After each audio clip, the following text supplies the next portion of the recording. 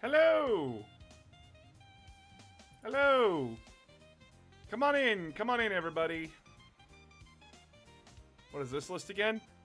This is all the armies that are currently playable in 10th edition, and we're gonna rank them today. We're gonna look through these armies. Have a good time doing it, you know?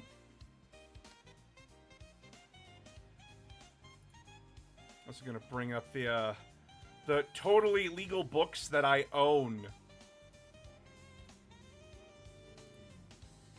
I'm gonna bring up the totally legal books that I own. Wink, wink, nudge, nudge. Our leader has returned. I am not a leader. I am but a humble mole that serves at a bar and gets tortured for your enjoyment. Can we preemptively scrap agents? No. We're not preemptively scrapping them because we have to look at them a bit differently than everything else.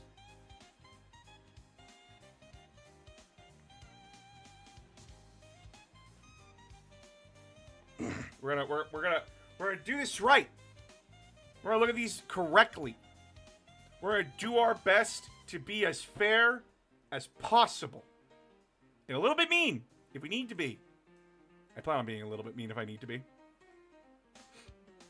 Oh, have I got things to say about things to say. He denies his divinity. He is the Messiah. I am no God! If I am God, then the world is doomed. My indecisive ADHD ass would forget to make it rain somewhere. And so many people would die. I don't want that responsibility. No, thank you.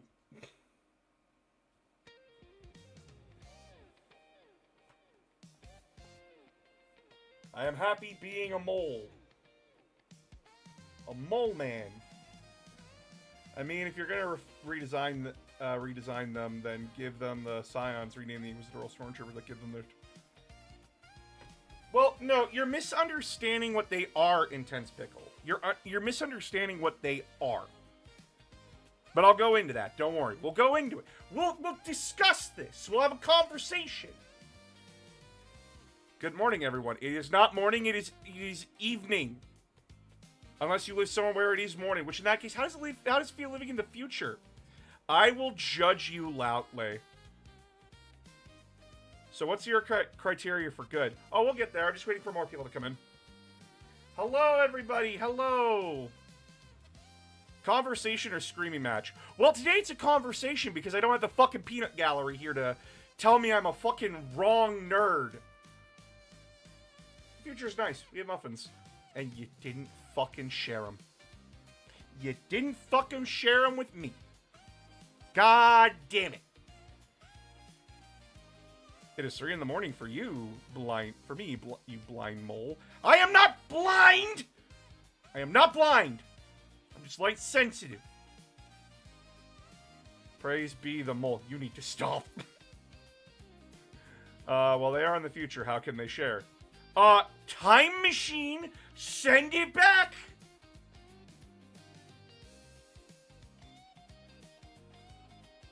How dare you call me a peanut gallery? I'm a train wreck at best.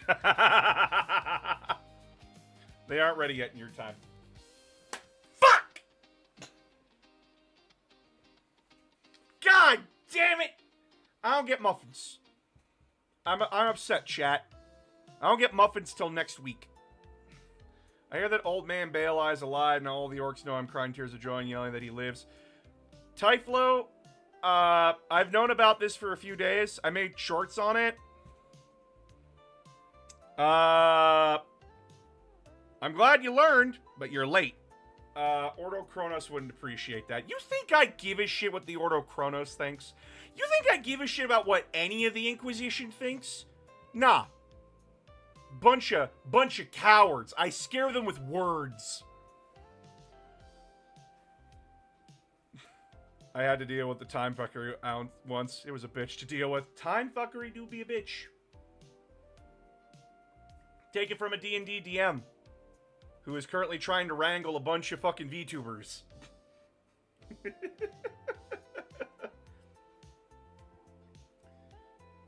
But yes, welcome in everybody. Hello, come on in. Today is a special day. Special in the means of, god damn it, we're close to the end. Chuck Norris is apparently dead. Yes, I have no comment. Your thoughts on play on tabletops of the Coliseum game mode? I played it, and besides some major balance issues, it's pretty fun. What? King of the Coliseum's game mode? What the fuck is that? Hello, what's up? Not much. We'll be reading codexes today. We'll be reading the 40k Armies of 10th edition. We'll be talking about them, their ups, their downs, what they need to have happen to them to get crowbarred in the fucking knees, or what they need for fucking help. Or, like, what's perfectly fine. You could totally transition from 10th edition to 11th edition in case the rules don't change again. Though, granted, they might keep the same rule set. I have no idea, Intense Pickle. I haven't seen it. I haven't seen the rules. No one has shared them with me. No one has made me aware of this. So I can't give an opinion on something I haven't watched. Because they should leave the Twin Lances alone? No! They really fucking shouldn't. The Tau Empire's Twin Lance unit, fuck, they did not need to be that good. I'm just here to give the ranking and give my thoughts. Well, you can disagree or agree with my opinions. I am but a humble fucking mole.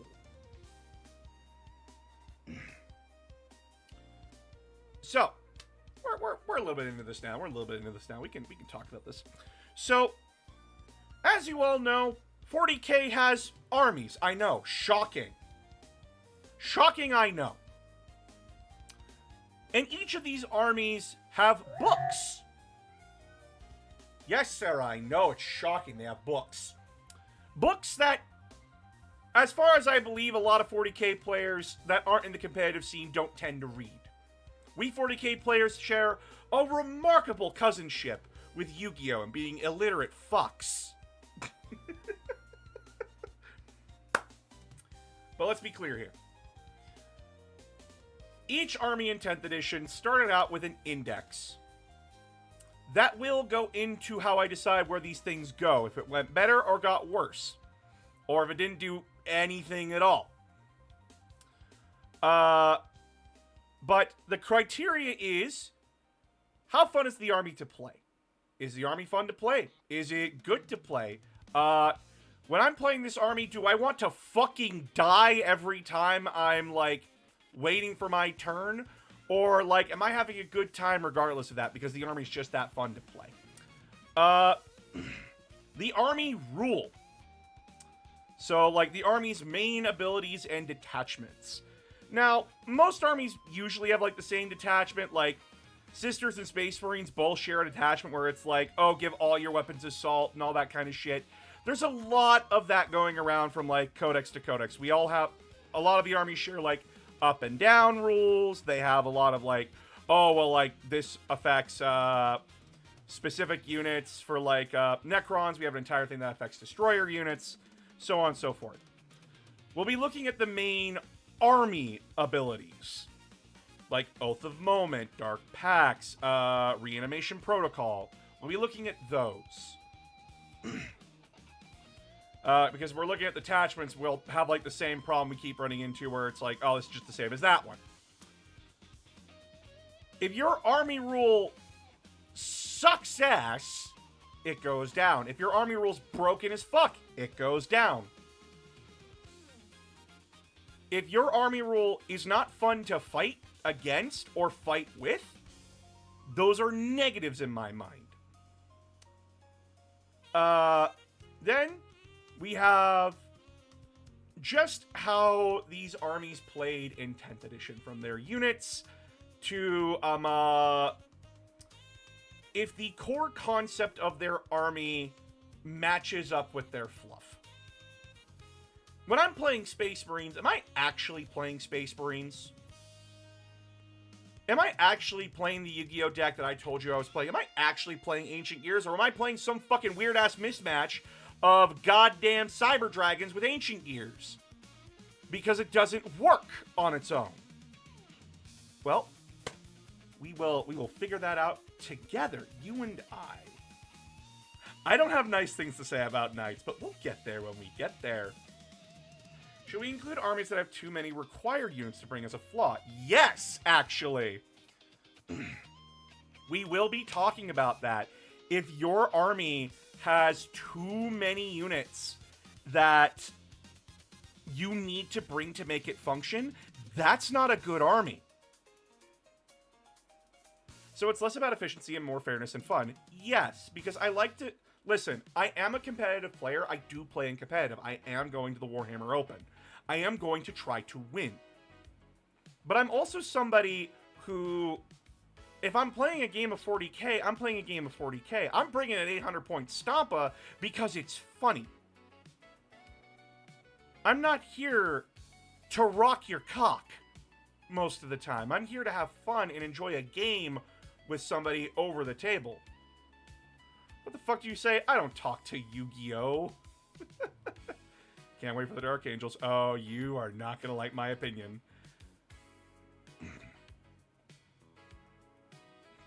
I'm going to. See you there. I'm Canadian, not American, so...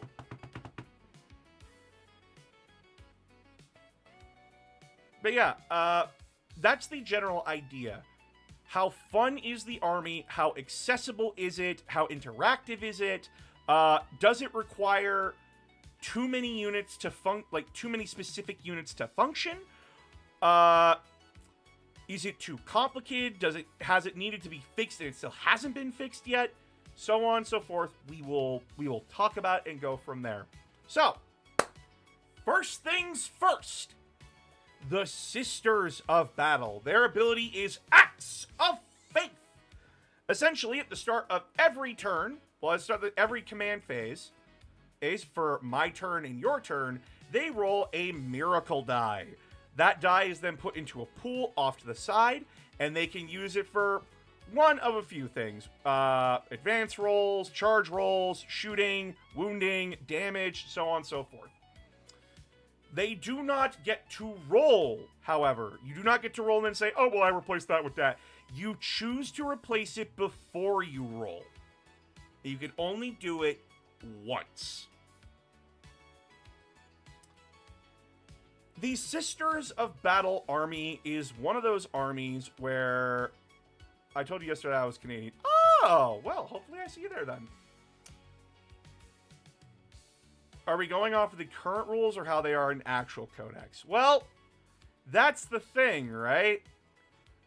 I am looking at their up-to-date rules. I am looking at the up-to-date rules.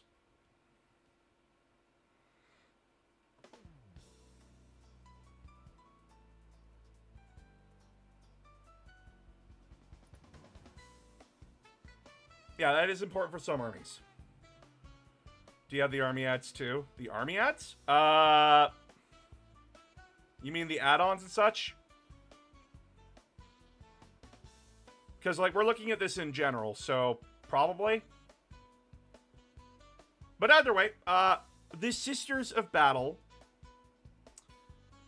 are a fairly fun army. Salamanders are in the Space Marines Codex. We'll talk about it. Yeah, we'll get there. We're doing the tier list first, not theorizing. So, Sisters of Battle, I think, right now, are a fun and good army. They do not need Morvenn Vahl to make them run. They do not need Saint Celestine to make them walk.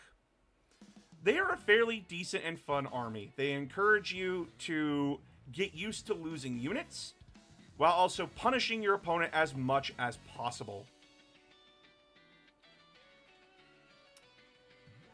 I personally don't find them appealing. That's your fucking opinion, but I'm not looking at your fucking opinion, am I? I'm going off mine.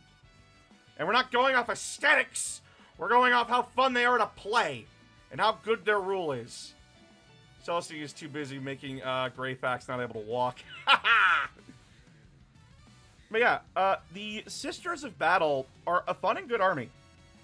Their rule is very interactive. It requires you to think against, okay, how do I make them not how do I make them spend as many faith points as possible? Or in a better decision, what scenarios do I have to put them through to burn through that pool faster? Whereas a Sisters player, you're not just thinking about how do I keep as many faith points as possible while prioritizing my units.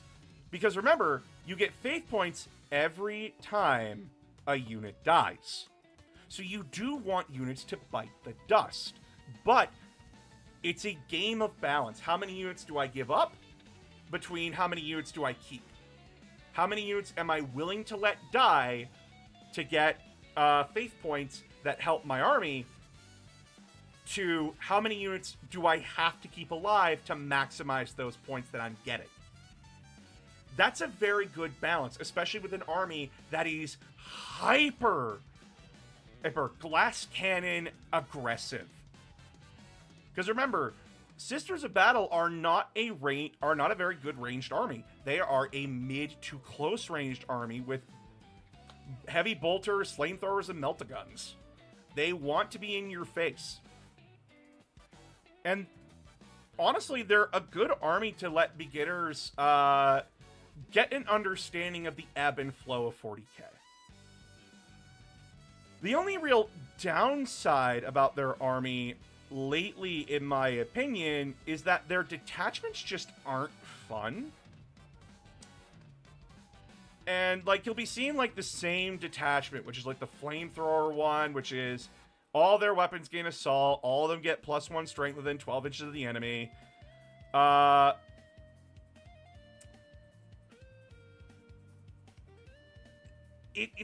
a lot of their detachments just aren't good. But the army itself is fun. And you can have a lot of fun with Sisters. So they're very middle of the road. Like, their army's fun. Their detachments need a lot of work.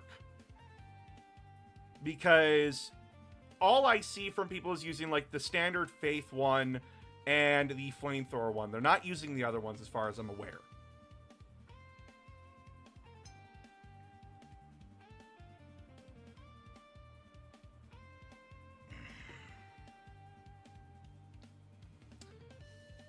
Adeptus Custodes. Their ability is Martial Kata. Now, I need to bring this up because I need to remember the specific wording of it. I know what it does. I just need the specific wording because I know someone's going to eat my ass about it if I don't get it right. So, Martial Kata is basically during combat, when a unit is selected to fight, you choose one of two stances. One stance gives you sustained hits, one stance gives you lethal hits.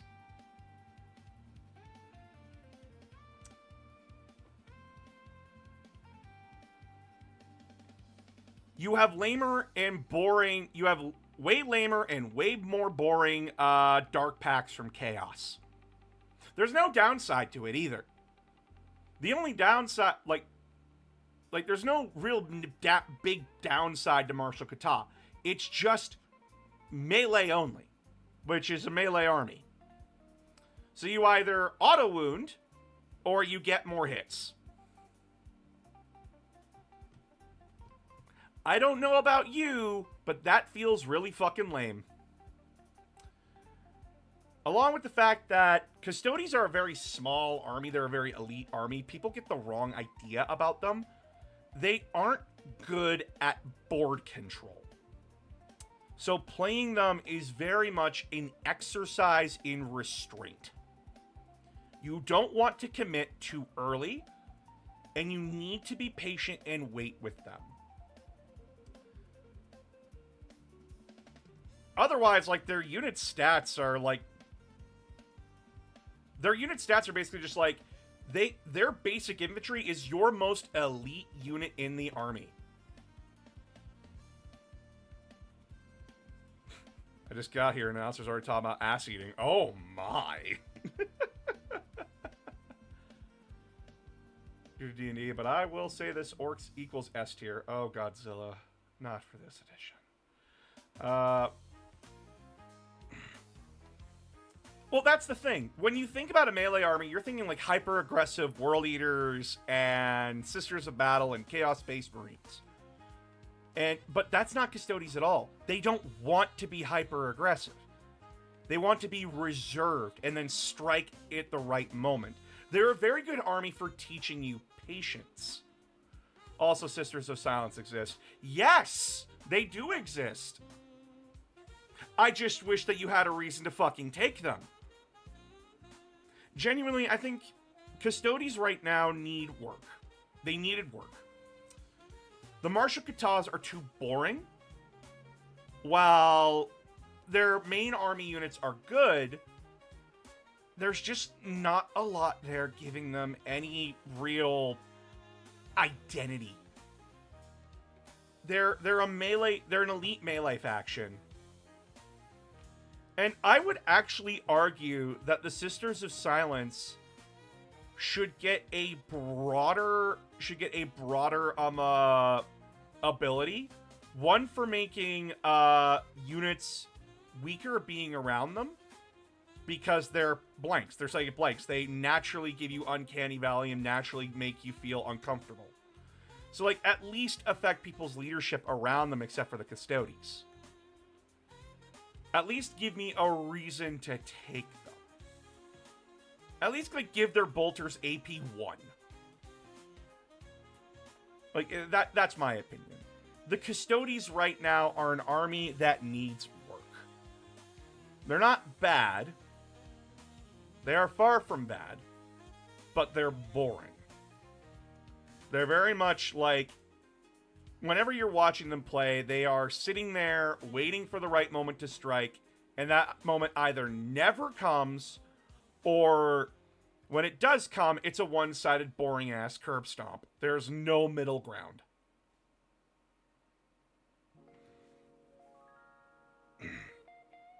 And if I might add, their whole thing is that they're bodyguards for other Imperials. Let me take Custodes and Sisters of Silence as allies in other Imperial armies.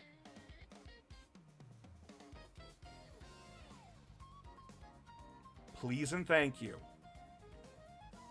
I know that sounds stupid.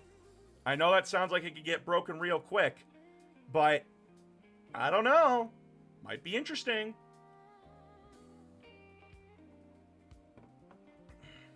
Adeptus Mechanicus. Or just bring back allies as a thing. That's fair, but I don't think they're going to bring back allies. If they do bring back allies, I will eat my fucking words. So, Adeptus Mechanicus. What the fuck happened here? What the absolute fucking happened here? This army, holy shit. Every Mechanicus player I've talked to, they don't enjoy the army anymore. They don't have fun with it. The army feels clunky. Your rules have been... Their rules have, like... They have redone this rule 5 times over 3 years. And none of it has helped. What the fuck happened here?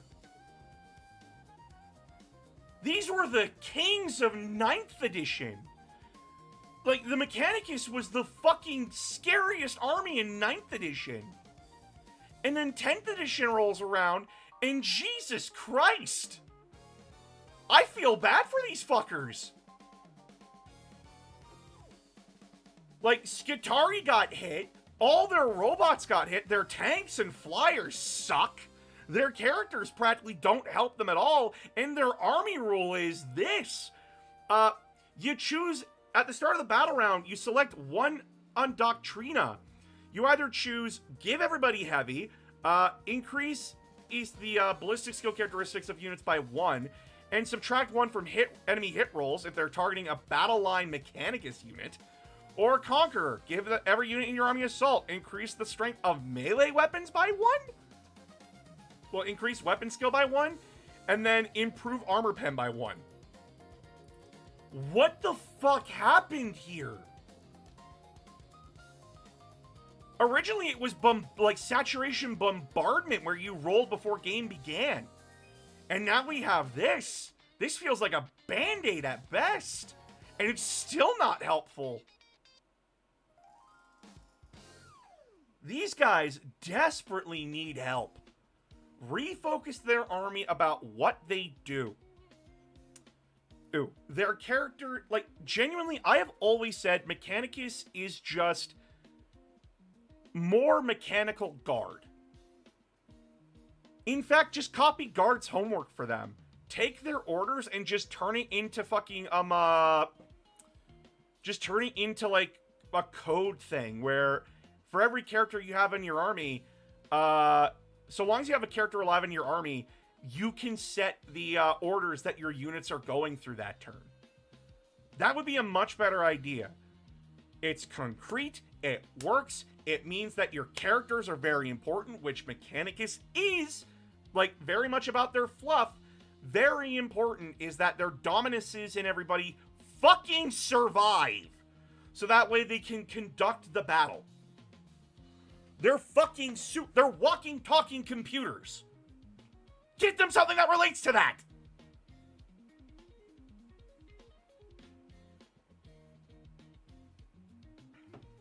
You don't have to go balls out with, like, auras again. Like, so long as their characters are alive, these are the buffs they're handing out with the army ability. And then have them fix shit. I do not understand how the Mechanicus army doesn't fix shit a lot of the time. Whether it be their own units, whether it be infantry or tanks, I really do not understand why their units don't fix shit. It is genuinely upsetting. Alright.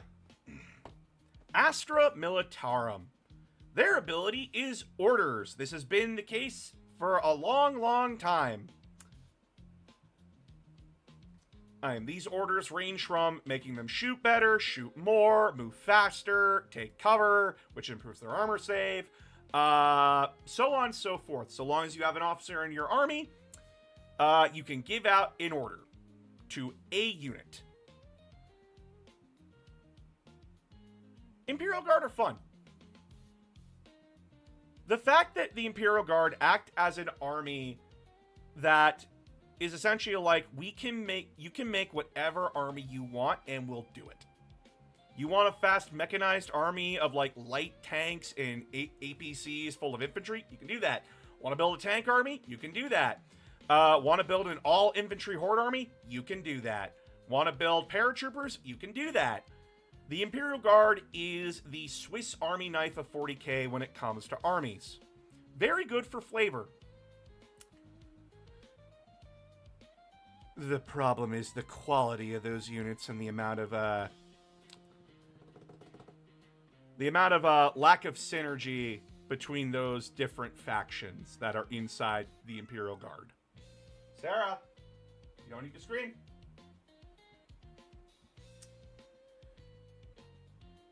There is also a clear weakness in the army, is that if anyone brings snipers, you're hooped. Like, can you not? Can you come here? Come here. Come here. Don't just sit at my door and scream at me. Don't just sit at my door and scream at me, cat. You're gonna sit at my door and scream at me. Your army falls apart if your characters are gone. Which, most other armies don't have that problem.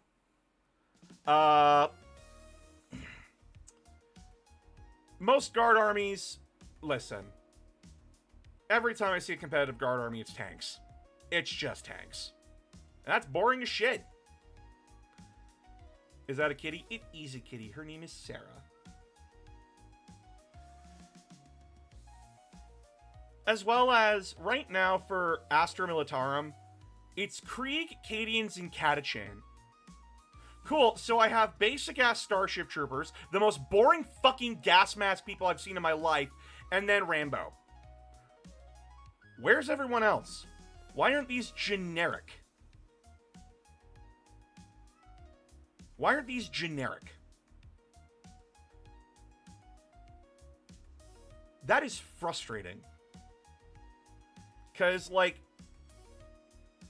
these different units do different things, but they're practically the same fucking unit anyway. Like, let me drag up, like, the difference between, like, Kriegers and Cadians for a moment. Cadian shock troops. At the end of your command phase, if this unit is within range of an objective marker, you get sticky. They have sticky. Cool. They have sticky.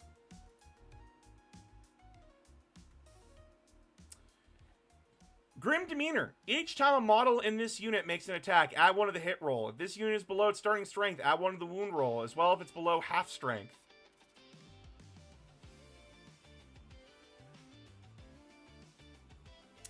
Chat, I'm going to tell you right now, Death Corps of Krieg have the most useless fucking ability I've ever seen in my entire life. Your guard unit gets +1 to hit and +1 to wound if they're damaged. And if they're below half. If a guardsman unit's below half, your opponent fucking sucks at what they're doing. Your guardsman unit isn't doing its job. Wait, is that the difference between Steel Legion and Krieg? Steel Legion back in the day was that they can get in their transports for free and that their guns just have better AP. Krieg had Grim Demeanor back in the day, which was like, they don't give a shit about morale. Yeah, like, when are you ever going to get that off? Why would you ever take Kriegers over Cadians? I see people taking Krieger units, but using the Cadian stats. That is a fundamental fucking miss. And the less I say about Catachan, the better. Because Catachan are like, oh, we want to be in melee. Really? Your strength 3 ass wants to be in melee. With nothing else going for you. How about no?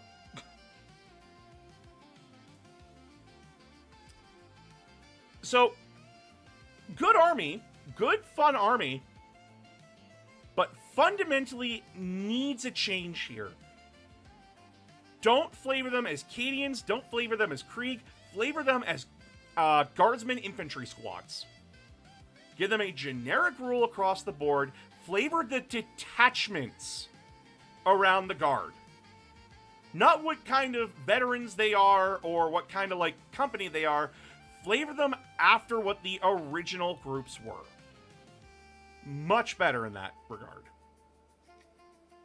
No. Go on, explain why Rambos are bad. Why are they bad? Guard melee sucks. Tell me.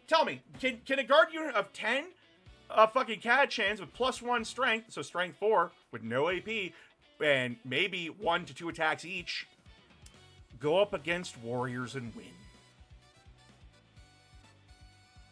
Nope. Yeah, the issue is people want their special snowflakes to be mechanically rewarded. I could give less of a shit, and I'm an Ultramarine player. If your army fundamentally lives and dies by how special your fucking regiment is, you've already failed. They're a fun army, but their units lack a lot of synergy and cohesion, which really fucking sucks. Alright, Imperial Agents. There's a fundamental misunderstanding with Imperial Agents that I need people to understand. Inquisition should have never been an independent army. It should never be an army. It should always be units that you add into another Imperial army. That is what this is, and that's why I find them fun. They're not meant to be competitively viable. They're not meant to be showstoppers. They're not meant to be an army of their own. Tell me, when has an Inquisitor walked onto an army with an inquisitorial fucking army? No, they walk up to a guard regiment, snap their fingers, and say, "You're mine. I'm in charge, bitch, not you." Are Imperial agents really their own army? They're not, and their book states as much. That's the thing you need to understand about them. They are an add-on to any Imperial army that you have. They're not meant to win you games. They're meant to be there for fun. Really? That one Vindicare Assassin you're taking is going to change the game for you? Really? That one Inquisitor with his Inquisitorial henchmen are going to change the game for you? Really? No. The entire army is meant to be fun and meant to give Imperial players the ability to take Death Watch Marines again, adding Grey Knights for some fucking reason because it's funny. Their entire modus operandi is to be fun. They're ketchup and mustard, not the hot dog. Exactly, Intense Pickle. Exactly! They're a fun addition to your army. And that's what I think Imperial agents should be. And, like, are they fun and good? No. They're fun. But, good is not the word I'd use. But you don't play every army because they're good. You play them because you're entertained by them. And if they do something awesome on the table, it just makes it even more better. Imperial Knights.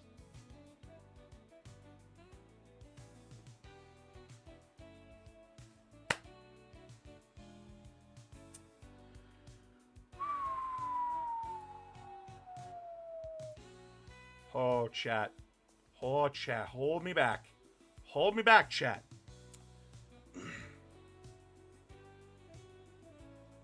You gotta understand. Ooh, boy. What's your army rule there, guys? Code Chivalric. To determine your army's deed, you can either select one deed or you can randomly select one deed by rolling 1d6 and consulting the relevant table below. To determine your army's quality, you can select one quality, or you could randomly select one quality by rolling a d6.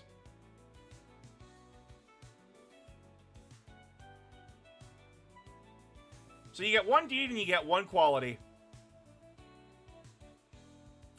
Your knights can either reroll,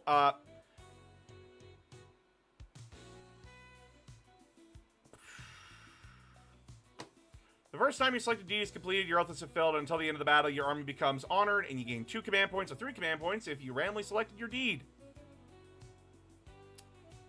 So, you get command points for either killing a character, holding more objectives than your opponent does,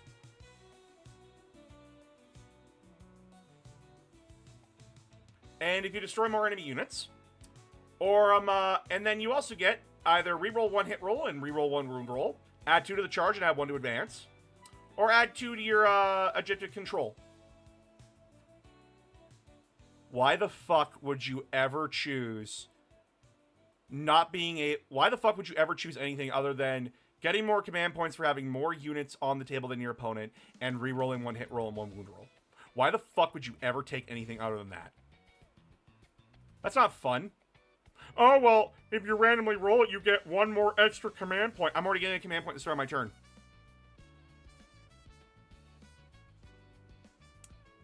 But you know the fundamental flaw about the Imperial Knights, especially Chaos Knights right now, by the way. You want to know what's the fundamental flaw about Knights? Where the fuck are the Knights? Where are they? I don't see goddamn Knights. I see skinny-ass dreadnoughts running around. No one takes Knights. No one fucking takes Imperial Knights. They take Armigers. They take War Dogs. Where the fuck is your Knights? Your Knights should not be my attempt to find Mew in Pokemon Red and Blue. Are you fucking for real? A knight should not be a legendary from Pokemon with how fucking scarce they are. They are the main centerpiece of a titanic army. But I don't see them. You see fucking dogs.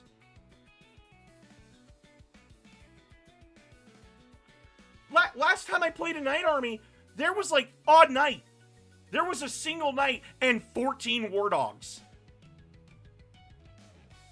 That's a fucking, like, you hire that knight to just, like, walk the dogs. That's it. The knight didn't even do anything. The knight just stood there with a thumb up its ass.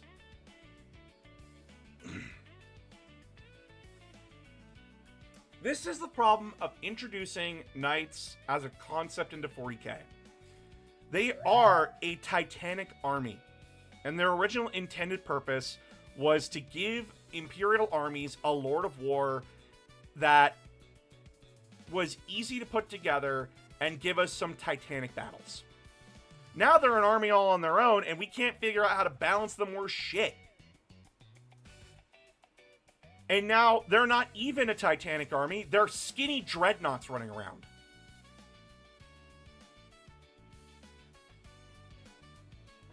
This army needs fucking help. Same with Chaos Knights, by the way. Both these armies get put in needs fucking help.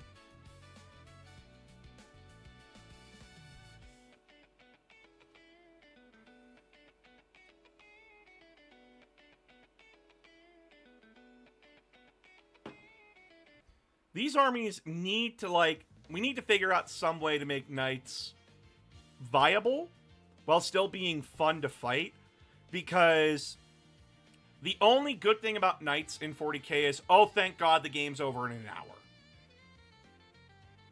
Because you either brought a list that knows how to kill them reliably, or you get curb stomped by turn 2. Alright. Now, let's talk about the big elephant in the room here. The Space Marine chapters. Aside from the Grey Knights, all Space Marine chapters share the same ability of Oath of Moment. However, if you're generic Space Marines, you get the full ability of Oath of Moment.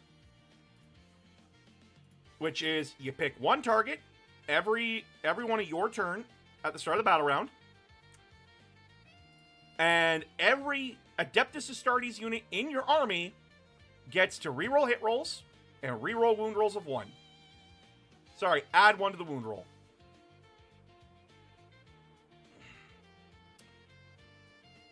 Which, Space Marines are the generic jack-of-all-trades army. They're good at everything, not great at anything. And then if you go into more specialized roles with Black Templars, Blood Angels, Dark Angels, and Space Wolves, you lose out on the +1 to wound because you gain something else instead. So, Space Marines go at the top of fun. They go at the top of fun. Because that's the point of them. They're supposed to be generic so that everybody can learn and everybody can, like, get used to it. Oath is the main culprit lazy rules writing in 10th edition. I wouldn't say it's the culprit of lazy. It's the idea of, like, okay, we tried the doctrines. Doctrines broke the game in half. We tried a different approach with all the different chapter tactics. That didn't work. We tried giving them their own individual chapter abilities, and might I remind you of the horribleness of immovable object meets unstoppable force of the Imperial Fists and the Iron Hands. One army refused to fucking die, and one army refused to stay dead. It was the most boring game of 40k, and we all want to avoid that. If I ever see fucking Iron Hands and Imperial Fists go up against each other again, and it's just a game of fucking necromancy and not dying, I'm gonna cry. But otherwise, Space Marines are just generic fun. They're vanilla, and vanilla's not bad. Vanilla is fine. So how are they with now with different units? Much better, considering that Iron Hands can't just spam heal everything. And Imperial Fists just can't. Imperial Fists don't get to go. Well, you're not. Well, they're not dead.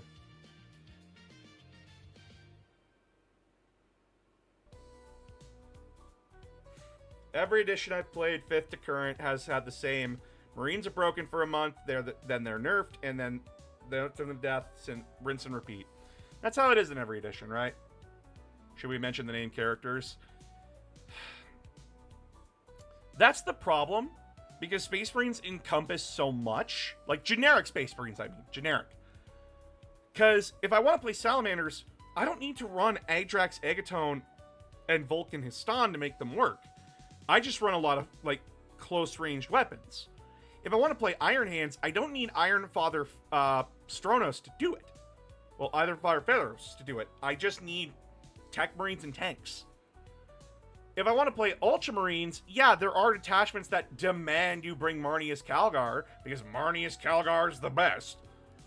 But the other Space Marine groups don't care for that. And Space Marines are more than just Ultramarines.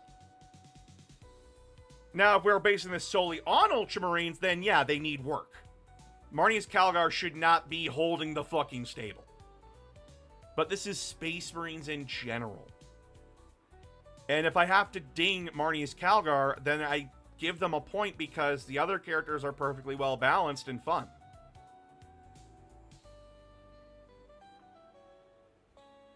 Victrix Guard, though, are broken, and I fucking love it, but that is a downside. Alright, Blood Angels. I don't remember what you get for taking Blood Angels. I don't, like, you get Oath of Moment, but then there was, like, something else on top of that. Blood Angels.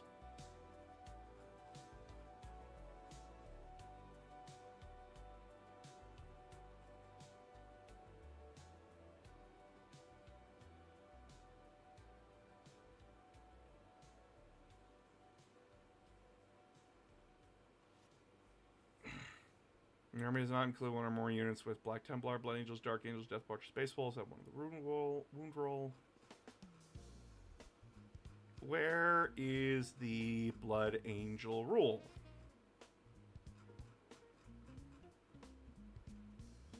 Alright, Sons of Sanguinius.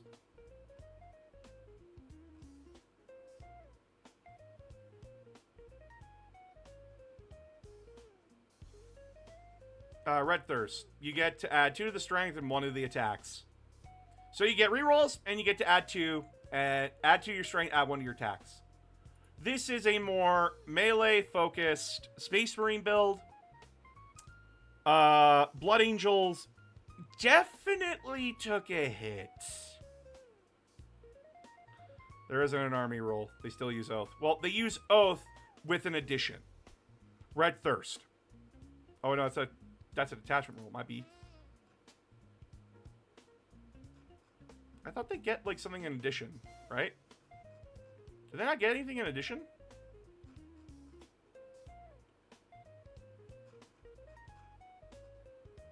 I thought they got something in addition.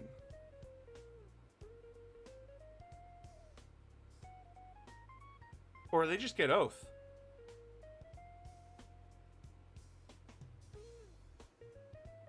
Oh.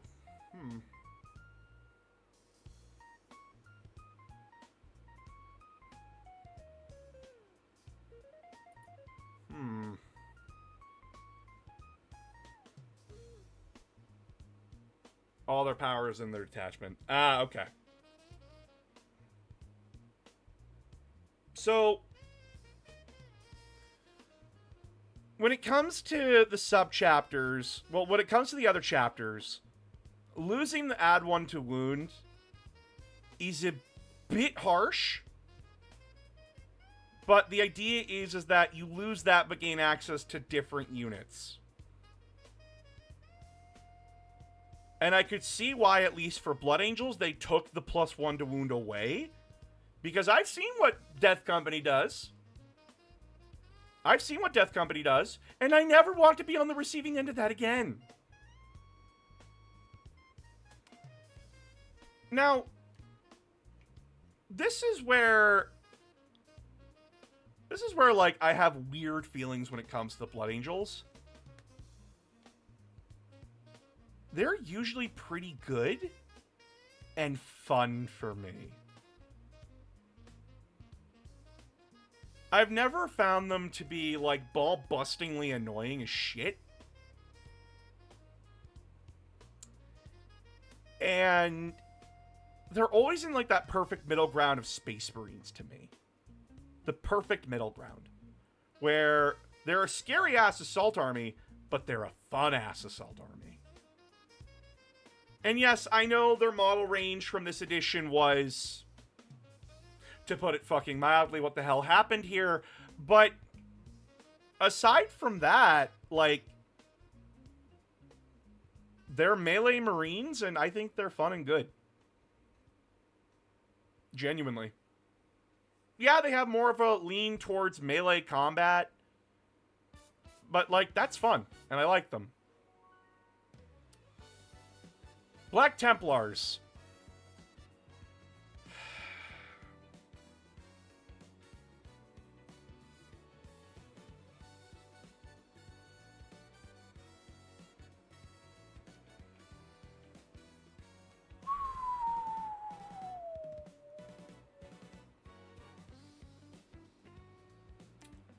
The Black Templars are one of the most boring armies in 40k I've ever fucking seen. All their entire units are based off of swarming, which basically the Space Wolves do, and or being in melee, which the Blood Angels do way better than them. Their entire units are all based around having a fucking Crusader squad of 4 to 3 plus saves that don't actually fucking do anything for them except get in the way and be a time-wasting fucking annoyance. Their entire army is basically, oh, well, we just have impulsors with fucking Black Templar symbols. The only thing unique about the Black Templars army is their characters. Helbrecht, Grimaldus, and the Emperor's Champion. The only one being unique and fun is the Emperor's Champion. Helbrecht is just a weaker and lazier Gazgul Magoric Thraka, who's basically just +1 strength to everybody around him, and just being a melee tornado, but we already have that with the Emperor's Champion. And then there's Grimaldus, who, for the love of God, I have no idea why he has 3 additional models in his fucking kit. They don't do anything for him. They don't help out with anything. He's just a lamer-ass chaplain that needs a fucking excuse to have more models. I do not see the point of the Black Templars being their own fucking army. Space Wolves do their job better than them. They aren't a waste of my fucking time whenever I look at them or play against them. And I don't sit there questioning, why the fuck do you exist every time I look at Grimaldus and Helbrecht. I'm sorry, Surprise Skeleton, I'm never nice to Black Templars because they don't give me a reason to like them. Everything they do, everyone else does better.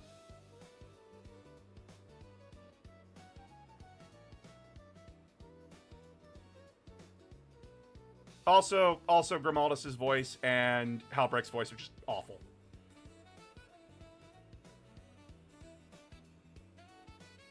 But yeah, like, genuinely, what are they doing that everyone else isn't doing?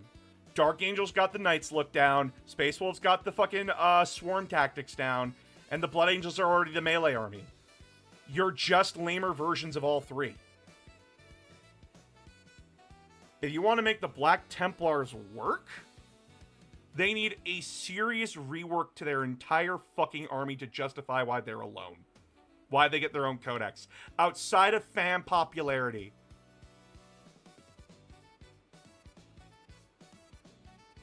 Needs fucking help.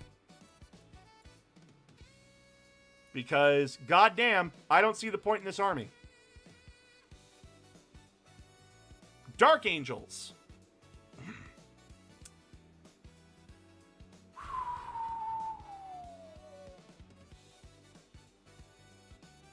I'm sorry, did I read Dark Angels or did I read fucking Deathwing? Azrael and Deathwing, you know? You want to, like, we talked about an army that lives or dies by having a single fucking character in their army. That is Dark Angels in a nutshell. You're either bringing Lionel Johnson missile spam, or you're parking Azrael's ass in the back corner and farming those fucking command points while 2 Ballistus Dreadnoughts and fucking Deathwing Knights take the field. What happened here?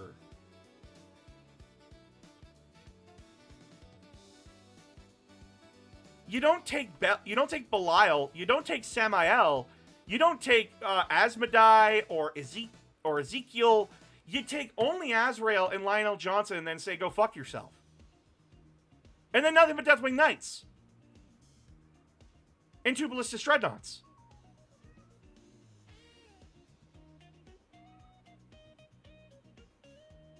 Like, They need work. They need work. Because this isn't Dark Angels, this is the Lion and Azrael show. I'm not feeling the grim demeanor of these guys anymore. I'm feeling like, goddamn, you got the study nerd in the back and you got the fucking missile in the front. Ugh. Grey Knights.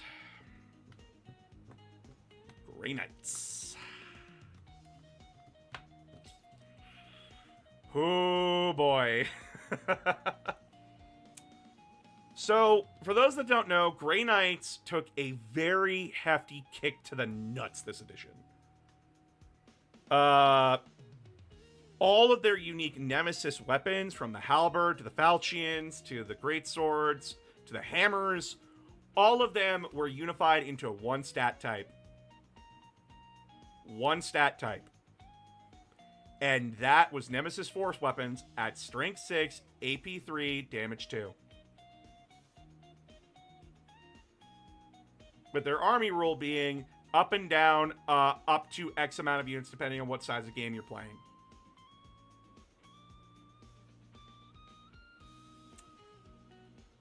Custodes, like, Grey Knights right now feel like Diet Custodes. But the downside is that they don't hit as hard as Custodes do, and units they used to thrash now thrash them.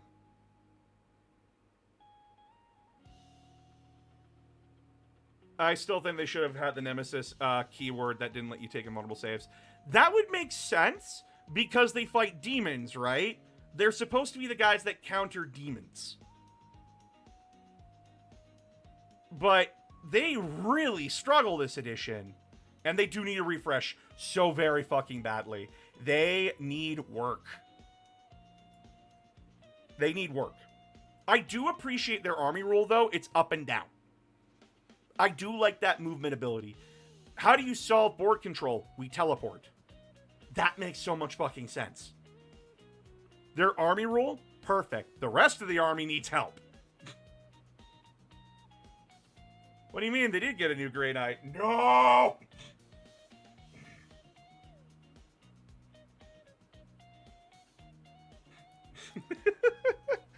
Genuinely, if it wasn't for the Nemesis Force weapons getting kicked in the dick and the army feeling a lot weaker than they need to be, I think the Grey Knights would be perfectly fine as a fun and good army. It's just the Nemesis weapons that got kicked in the dick, and I do understand why they did. But unifying them into one stat total was not the answer. The answer should have been the twin Nemesis weapons, the bladed Nemesis weapons, and the hammer Nemesis weapon. And then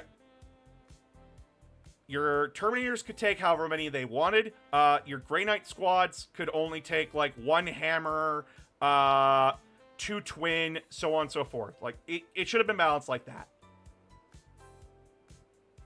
And then, like, the Nemesis rule should have applied. That makes much more sense for Grey Knights. Because each one is a master in their own weapon choice. Remember how good they were in 5th edition? Pepperidge Farm remembers. Yes, the goodness of... Yeah, so I have 3 librarians that just drop Vortex of Doom. Half your army's dead. Your turn. That's not good, that's broken. Space Wolves. Oh, Space Wolves.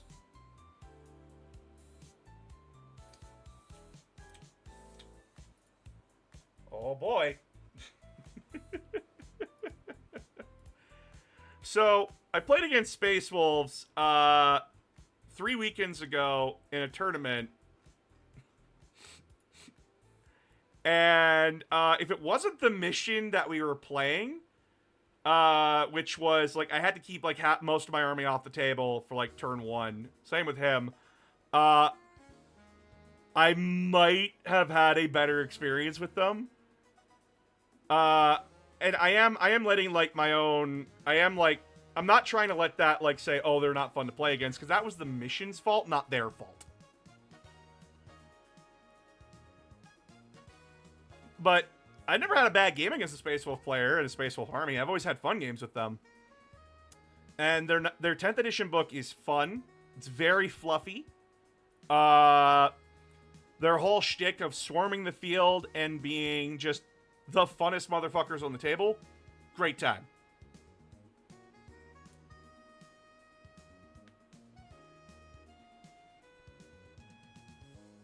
Yeah, but then, like...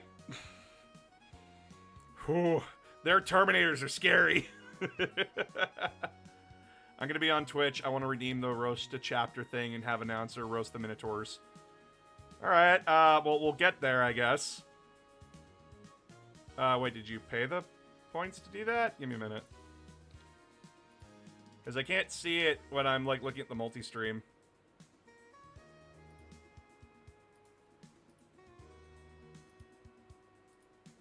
Hello! But yeah, now, chat, now we get to top tier. Listen, I'm a little biased when it comes to top tier a little bit here, but I think orcs are top fucking tier. Well, not orcs, sorry. I think Chaos Space Marines are top fucking tier. The Chaos Army ability is Dark Pacts. When you make a shooting attack or a melee attack, before you do, you roll a leadership check. Once that leadership check is done, if you failed, you take D3 mortal wounds. If you passed, you don't take any damage at all. Then you get to pick either sustained hits 1 or lethal hits. Perfect flavor for the army. Perfect flavor. I am making a fucking pact with a eldritch being to make me stronger. I am never not dark pacting. And it makes sense that they would get hurt for doing it. This is why I say Martial Kata is boring in comparison to that. Because it's the same fucking rule. It's just that Chaos lets me do it in shooting and melee with a downside, while Custodians just get to do it for free. And then the detachments, all the attachments around that, there's an attachment built entirely around making your army rule better, which is the Pact-Bound Zealots. Sure, you have to give everybody a Mark of Chaos, but you either get to crit on 5s and 6s, depending on whether you're in melee or in ranged. And then all the other detachments have been so much fun, themed around the different legions. With the most generic being a roast on Space Marines, ironically, with their Target of Hatred detachment basically just being Oath of Moment, but a little weaker. And then their whole army is just like, yeah, we're Space Marines, but we're also orcs, we're also Mechanicus, we can do whatever the fuck we want. So, Mole, how is this combined with your luck? I won tournaments with Chaos. I've won tournaments with these guys. You want to talk about my luck? Chaos is one of my best performing armies.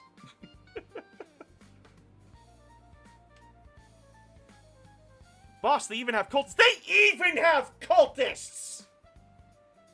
They even have cultists. Alright, Chaos Demons. Did you ever play Tau? I've been waiting to read about them. Cannot wait. I have played Tau. I'll get to them in a minute. Like, we'll get to them. They're like in the last of the line because I did alphabetical. Well, I did factions first in alphabetical order. So like Imperium alphabetical, then Chaos alphabetical, and then so on and so forth.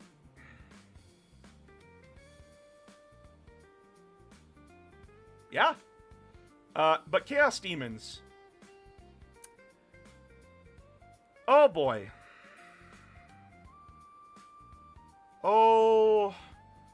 Oh boy. So, Chaos Demons didn't get a codex this edition. They got an army. They got an index posting. Their whole shtick is that like the more of the board they control, the better their army gets, which perfectly fair for a swarm army. And then they can play slightly differently if you play Be'lakor by bringing in chaos units. Demons are fun. Like, they're middle of the road fun for me, right? Because, like, you get to see, like, all the different variations of demons that you can bring. You can play mono, you can play mixed, you can play Be'lakor, and massive respect to anybody who plays Be'lakor.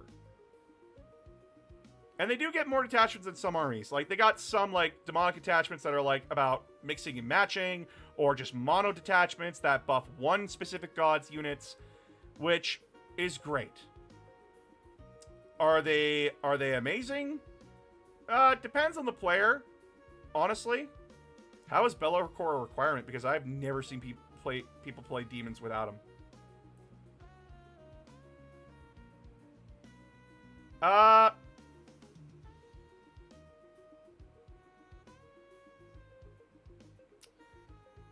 I've never seen people play Be'lakor. In fact, the winning tournament, the list that made it into like top 5 at the last Edmonton Open didn't even run Be'lakor. They ran like lots of Nurgle. Be'lakor was nowhere to be found in that list.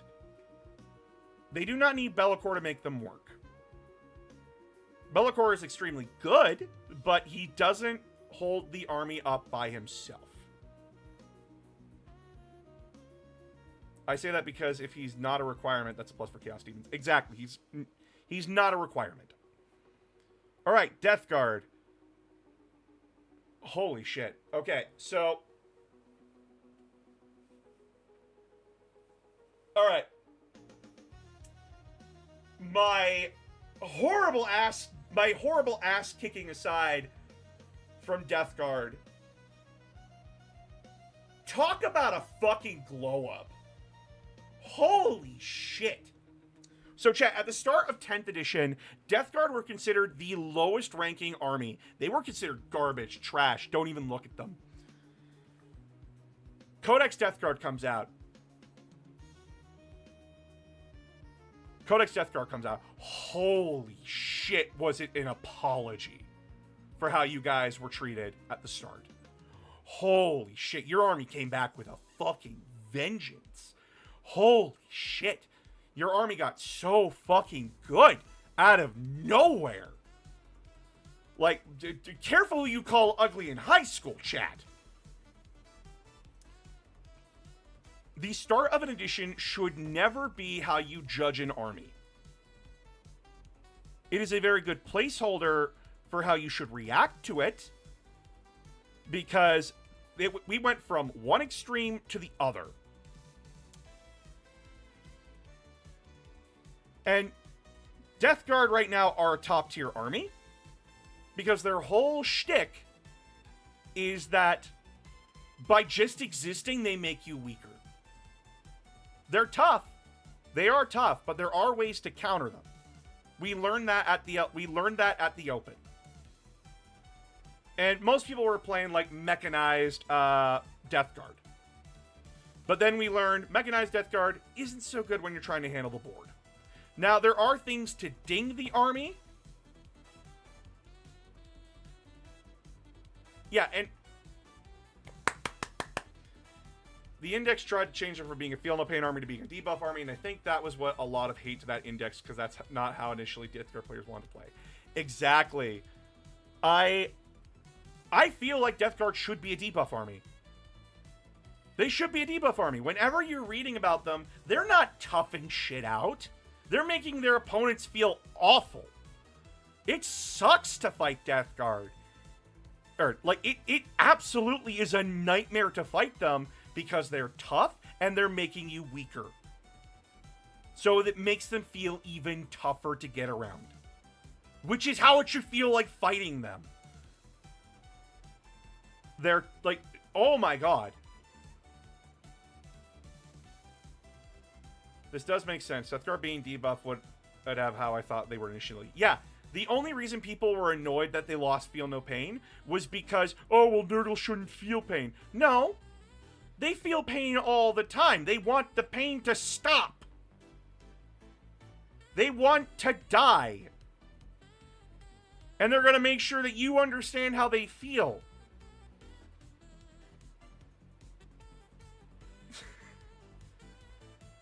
Death Guard, top fucking tier, because they understood the fucking assignment. Didn't they have a -1 toughness bubble that increased? Yes, they did. They do have a bubble that decreases toughness, along with one other thing. Their new rule is that they debuff toughness and one more thing in addition. And then the contagion range spreads the longer the game goes on. So you can either subtract 1 from hit rolls for enemy units within their contagion range, make their save characteristic worse when they're within contagion range, or make their objective control worse.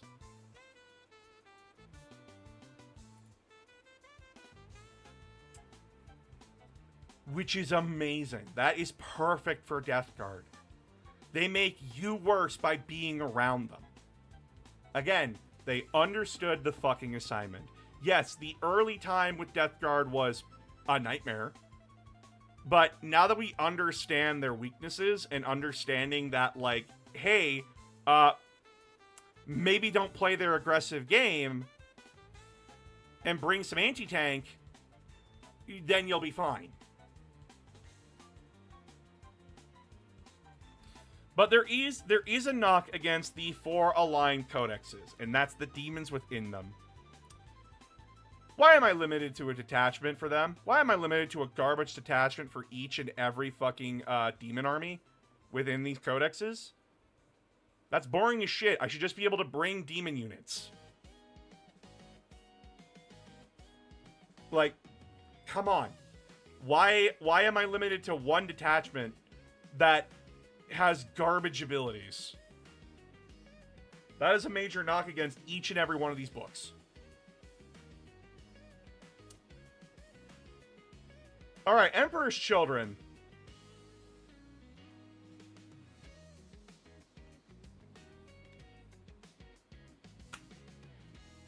Oh my god. Okay. Chat.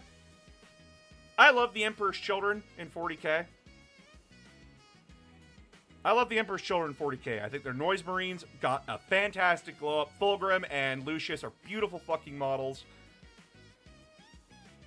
But old school is right. They feel like half an army right now. Where the fuck are my Predator tanks? Where are my bikes? Where is any of my anti-tank? Why am I limited to 5 Terminators in a squad?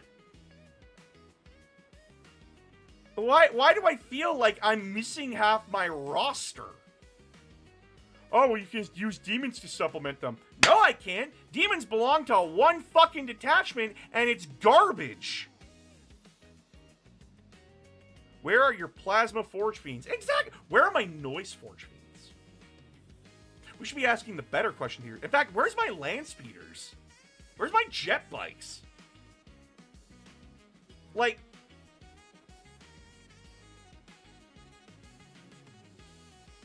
this is not a complete army. This is not a complete army.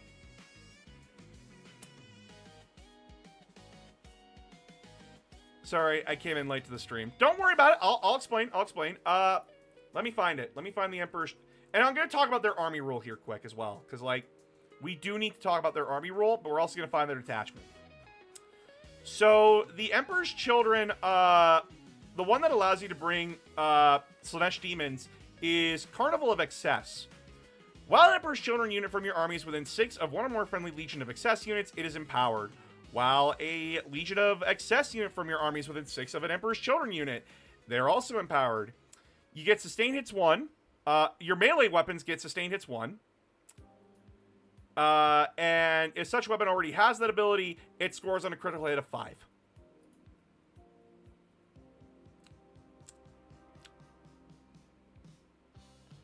Demons of Slaanesh do not have the strength or power to make that really work. And Emperor's Children don't really get anything by being near them.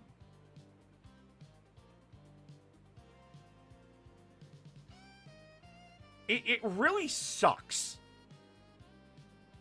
Then there's the Emperor's Children army ability, which on the face of it sounds broken as shit. And in a vacuum, I think it would be. But here's their army ability. If your army faction is Emperor's Children, this unit is eligible to shoot and declare a charge in a turn in which it advanced or fell back. But when doing so, it cannot target a unit it was at engagement range with at the start of the turn, and it cannot target a unit that was the target of another unit's charge or attack this phase. So I get what they're trying to do here. They're trying to justify the ability that Emperor's Children are fast and that they can get into melee fast, but they need to justify why they needed to nerf it. And their justification is, oh, well, they're perfectionists, so why would they take sloppy seconds? I get that understanding. But in my opinion, give them one or the other, not both. I will happily take fall back and shoot, or fall back and charge again. I don't need both. Or, like, give them a Sisters of Battle thing and have it, like, play off each other, like pain points or something like that. The more suffering I cause, the stronger I get. That is one of our detachments. Like, the more shit we destroy, the better we get. Like, the Emperor's Children army should feel like I'm grandstanding on top of you. That I'm better than you, and I'm here to prove it. I'm better than you, I'm standing on the board, I am killing you. And I'm taking my sweet time doing it. That's how they should feel. Right now, they need work.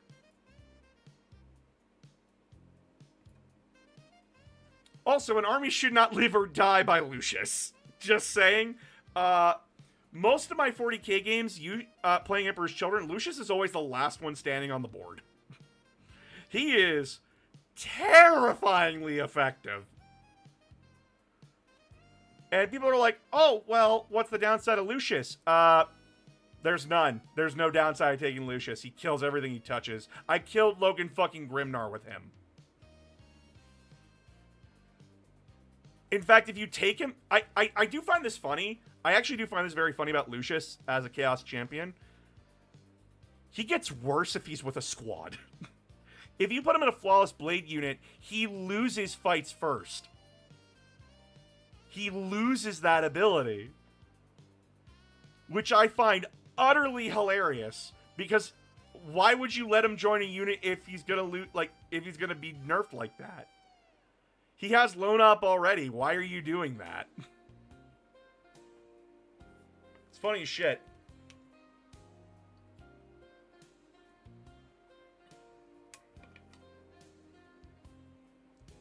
All right. Thousand Sons. My boys. My lads. My favorite army in all of Warhammer 40k. They are fun, and they are good. Are they top tier? Fuck no. Fuck no. I learned that at the Open. So, the strength of the Thousand Sons' army ability is that we get Psychic Phase back, motherfuckers! Eat my ass! I get Psychic Phase and you don't! That's my army ability. I get a phase and you fucking don't, asshole.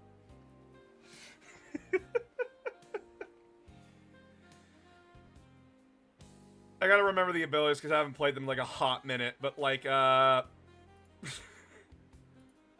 my god, I love my Thousand Suns. Holy shit. We get. So basically, we have Psychic Phase again. And during the shooting phase, we have a Psychic from our army cast one of the 4 spells within here. So, and then we roll 2d6, and we can add a third one if we want to. But if we roll doubles or triples, we take mortal wounds.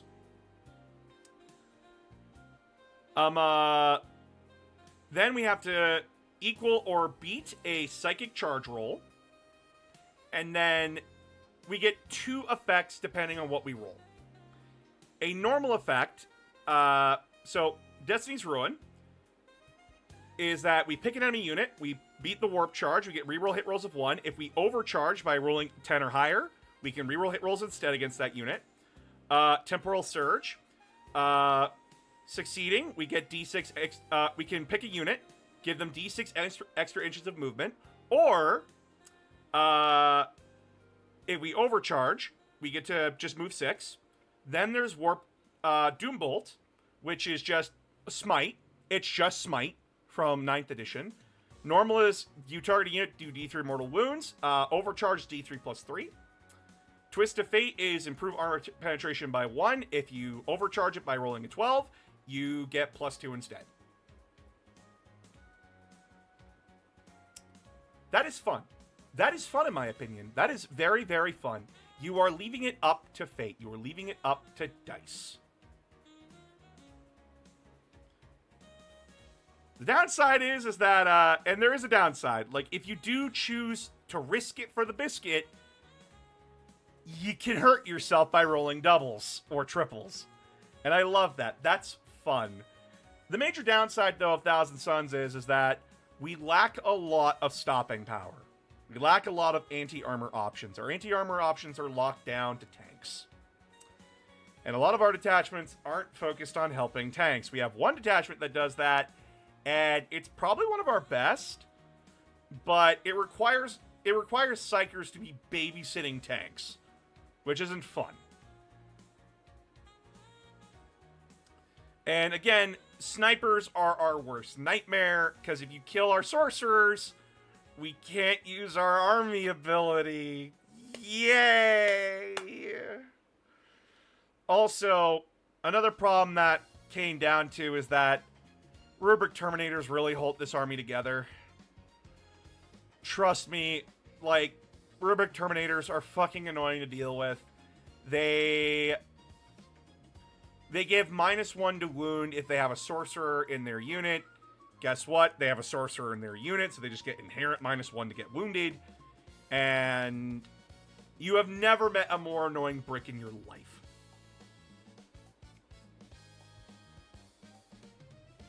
But, yeah, Thousand Suns, fun and good army. They are very fun, they are very good. Yeah, like, you're going to see lots of Terminator spam, but dems the breaks with Thousand Suns. And they're my personal army, fuck you! World Eaters!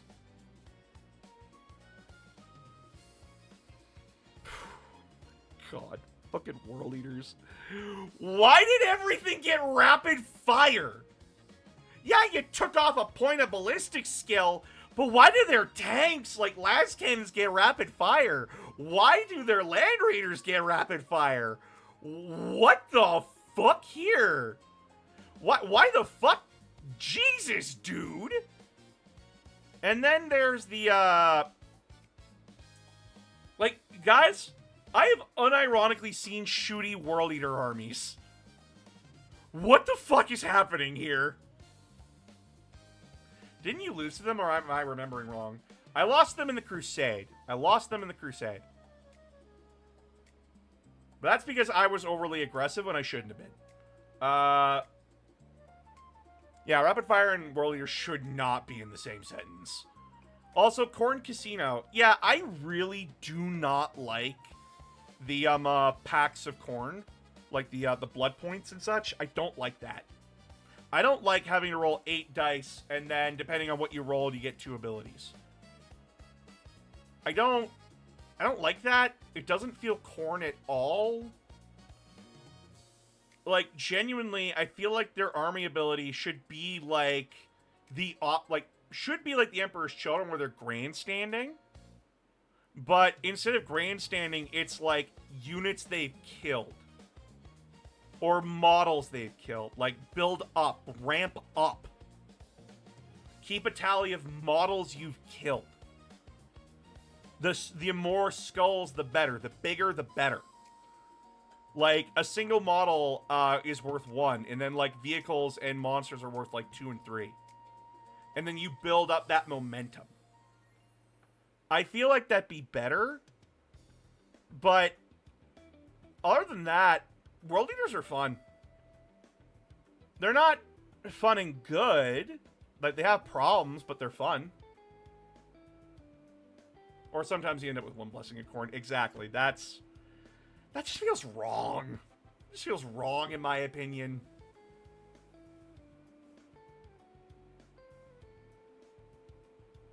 Hi, Donix. I don't know anything about the Digital Circus, and I don't care for it or enjoy it. I'm glad that, like, you like it, but, like, we're not here for that.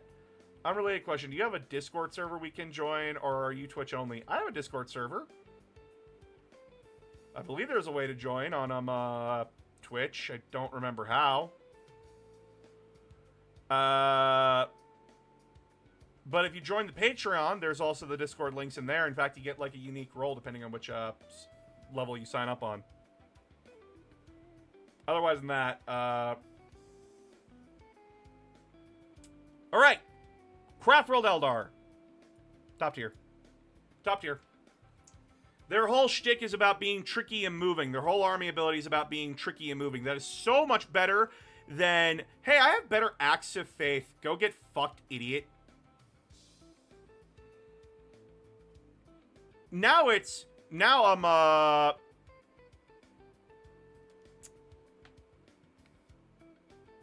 okay, that didn't work. What do you mean? What?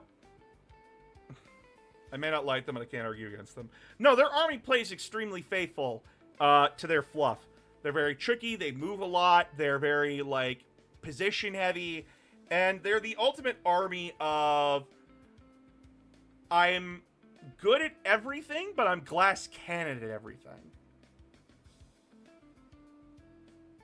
Yeah, also Eldar are like 4 distinct armies at this point, and they're all basically good. Yes, every Eldar army is viable. You want to build tanky wraiths? Go ahead. You want to build into like specific genre of specific genres of warfare? You can do that. You want to build into like Harlequins? You can do that. You want to build Yanar? You can do that. You can build pirates now. You can be pirates. You want to be pirates? Guys, we can be pirates again. In fact, no, Death Guard, you get knocked down a spot because we got pirates back. Fuck you. Pirates. Pirates, pirates, pirates, pirates, pirates, pirates. I like pirates. Pirates are fun. Pirates of the Caribbean are fun. Fun, fun, fun, fun, fun, fun. Woohoo! Pirates! In fact, sorry, Death Guard, you get knocked down another place because they have pirates. Eldar got so much better because they're pirates. But yeah, no, they're a top tier army. They hit fucking hard. They're really fucking good. They did get beautiful glow ups. All their Phoenix Lords, all their aspect shrines, minus the striking Scorpion one. No, their army is just great. I can't really find a downside with them aside from the fact that, like, you take Mugen Ra, you take Osterman, and, like, that's fucking annoying. Like, the Phoenix Lords, you obviously take them. And I don't like that. There should not be obvious takes in an army. Like, I need my characters to justify why I take them. Which is, Thousand Suns, like, as a good example. Thousand Suns, you have to justify taking Ahriman. Why are you taking Ahriman? He's 100 points when there's other sorcerers that could do his job better. Well, he lets me redeploy stuff. Okay, what's he doing for the rest of the game? What is he doing in your army? Well, he's letting me cast +1. So he's with Zangor Shamans and running around on a disc. Yes. Like, we can have Elf Jack Sparrow. Cool, I might have to try that. Yeah, no, like, check out GW. They got Prince Uriel back, along with tons of new Corsair units. Also downside, no Exodites. That is a downside. Yo, GW. If you love elves so much, why don't you give us dinosaur riding elves? It's not like you're doing anything with fucking Lizardmen.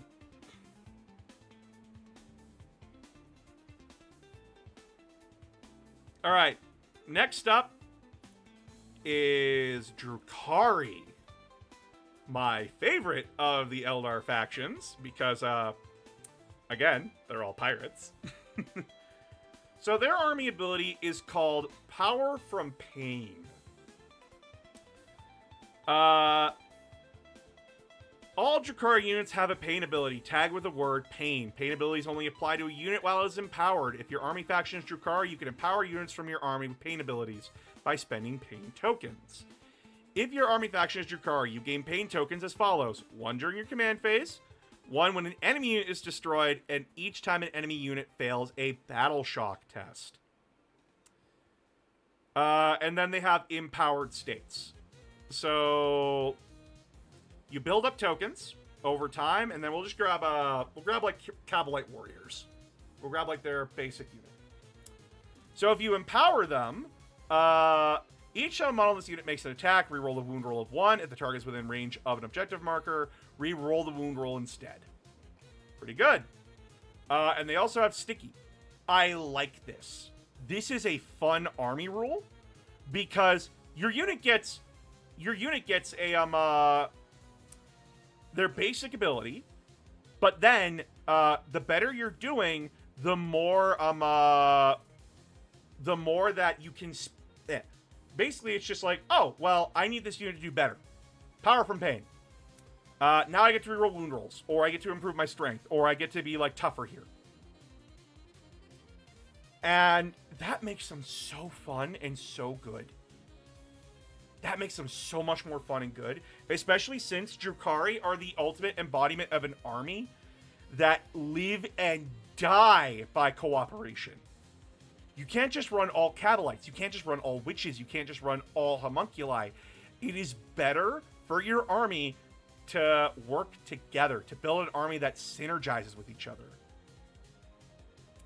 And again, they're empowered through your suffering or your opponent's suffering, which is, I don't know, that's pretty Drukhari if you ask me. Now, are they top tier? I wouldn't say so. I wouldn't say they're top tier, because Dark Eldar are the ultimate army of hard to learn, even harder to master. They don't have the safety rails that Craftworld Eldari do. They are very much an army that demands you are paying attention the entire fucking game. Does 40k suffer from faction bloat? Not as much as you'd think. I'll explain that in a minute. But, Drukhari are just...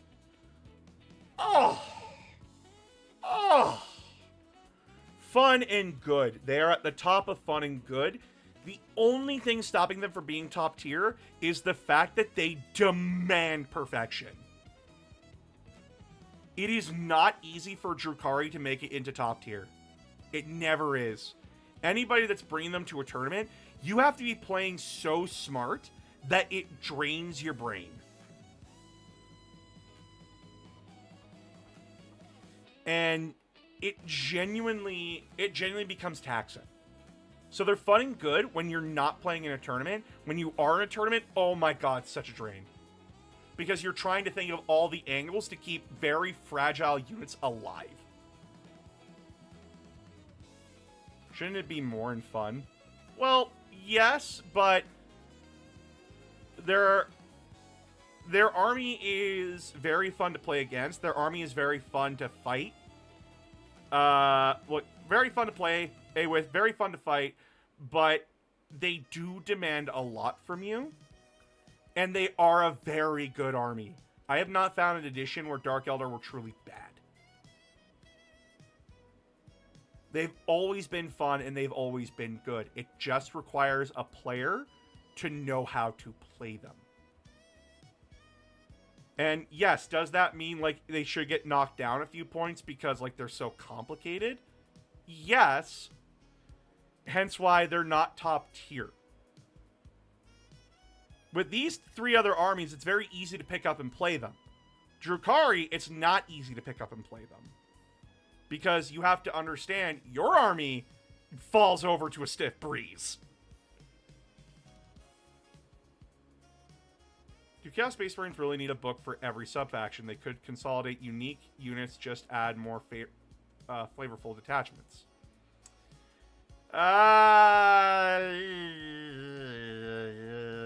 We did that before, and it didn't end well. Would you rather spend $80 on a solo codex or $150 for a massive tome? A massive, heavy tome. That's the argument.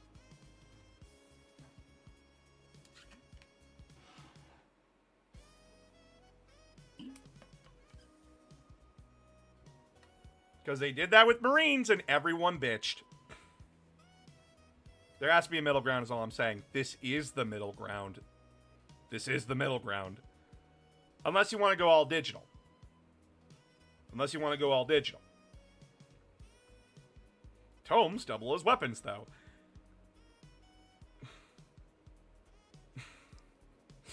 Tomes double as weapons. Ah, get away from me! Ah, what the fuck did you hit me with? Oh, this is my Warhammer bag. You fucking psycho. Why was I trying to rob you in the first place? You're already broke. And now I'm broke.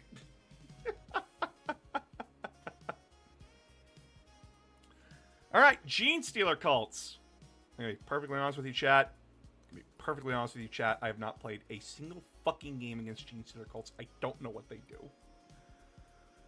I've never played against them. I've never seen them in 10th edition. I've heard they're fucking horrible to fight. If your army faction is Gene Stealer cults, you start the battle with a number of resurgent points, depending on the battle size. 6 at 1,000, 10 at 2,000, and 14 at 3K. Each time a army from your unit is destroyed, if every model in that unit has this ability, you can spend the relevant number of resurgent points shown below based on the unit's starting strength. Oh. Okay. So, different resurgent points for different units. Okay. Add a new unit to your army identical to your deployed unit in Cult Ambush, with all of its wounds remaining, and any one-shot weapons those models are equipped with considered as not having been shot. Ew. Okay. Cult Ambush. Units in Cult Ambush, Strategic Reserve. Units in Cult Ambush cannot be targeted with the Rapid Ingress stratagem, but can be set up on the battlefield using a Cult Ambush marker. Using a circular 32mm diameter marker for Cult Ambush markers. If an enemy model, excluding aircraft, ends any kind of move within 9 inches of a Cult Ambush marker you placed, that Cult Ambush marker is removed from the battlefield and the end of the reinforcement step of your opponent's movement phase. For each of your Cult Ambush markers still in the battlefield, you can select one unit from your army that isn't Cult Ambush and set up that unit using that Cult Ambush marker. Holy shit!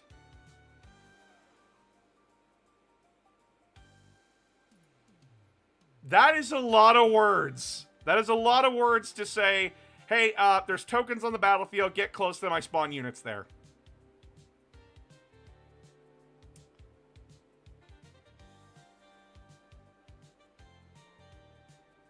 I feel like they need work. That is very wordy, very confusing, and that can make an army not fun. So we're going to put them in needed work. There are better ways to do ambush rolls than that. There are better ways to do it. Just give them the ability to come in from the side of the board and shit like that. Give them bonuses to, like, coming in from reserves. Alright, Leagues of Votann. So, this is another glow up moment for the Leagues of Votann, because at the start of 10th edition, They clearly got hit. They clearly got nailed from the problem they were in 9th edition. They no longer work on grudge tokens anymore. It's no longer about grudges. It's about resource efficiency. So essentially, you get yield points. You build up yield points for every objective you control.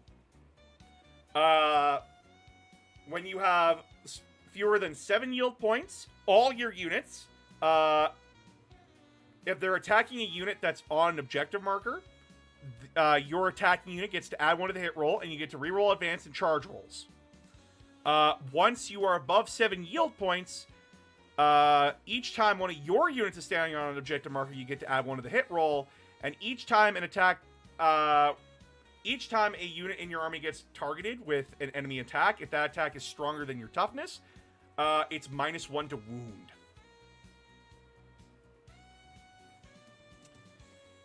Very, very accurate to their fluff is that they're all about getting resources, taking and holding them. So the entire army is basically, we take your shit and then come and take it from us. I fucking dare you. They're a very top tier army. Very top tier. But not beating Death Guard, Eldari, or Chaos Space Marines. They're top tier now. They did very, very good. Their units are very fun. Sorry, what army is this? This is Leagues of Votan. These are the dwarves. Their army's very fun now. But they're very top tier again. But not in the broken way of 9th edition.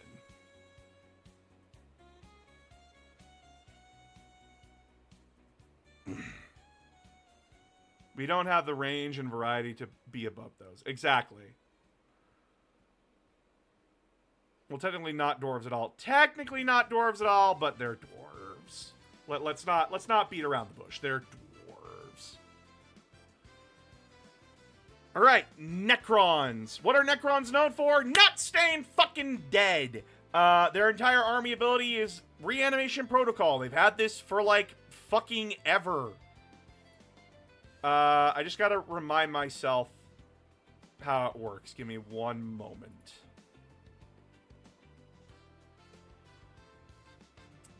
Reanimation protocol. If your army is Necrons at the end of your command phase, each unit from your army with this ability is on the battlefield, activates reanimation protocol. It reanimates D3 wounds each time a unit reanimates a wound. Well, each time they reanimate a wound. You return up to D3 models if the unit only has like 1 wound per model, or you heal a unit up or return a model with one wound remaining. Pretty good. Their entire shtick is that we bring back our chaff and we heal our more elite units. Now, the thing about the Necron army is that they're finally finding the niche with these guys. They're finally finding the middle ground that actually works here. Necrons are a highly specialized army.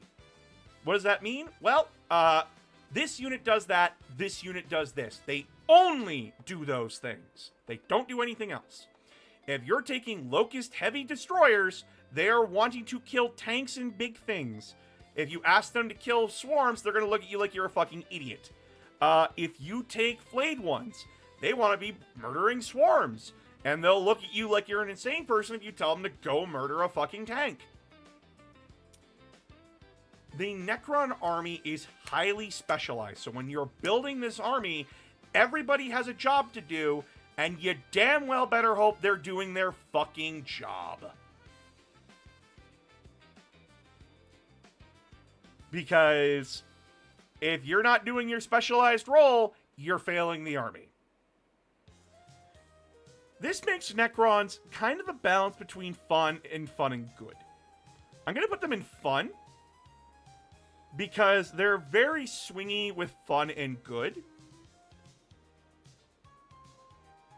I feel like a few of their units could use some buffs to make them more fun. To be fair, real-world militaries function similarly. Exactly.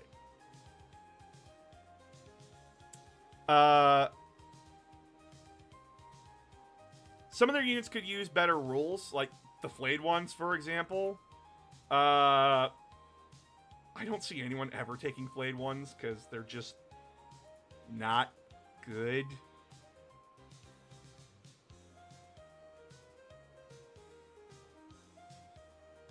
Like, they have sustained hits 1 and twin linked, but like, meh. You take destroyers over them each and every day. But yeah, like, they're fun. Necrons have become like a very fun army, and Necrosaur Amatar, although a terrifying monster in and of itself, really only buffs destroyer units, and destroyer units vary from being good to, oh god, we need to fix you. Nerf the Canoptic Spider for your sanity. What does the Canoptic Spider do again? What does the Canoptic Spider do again? Oh no, is this the one that basically says, go fuck yourself, you're a psyker? Ah, it is! It is the one that's basically like, get fucked, idiot! Fuck you! I'm nerfing your psychic attacks, motherfucker! Ah! Damn you, spiders! Damn you to hell! Oh my god. Oh my god. Necrons also have Trazes, so bonus points there. They do have very funny characters. Alright. Orcs. You're going to needs work, buddy. So, Orc's ability. Wah.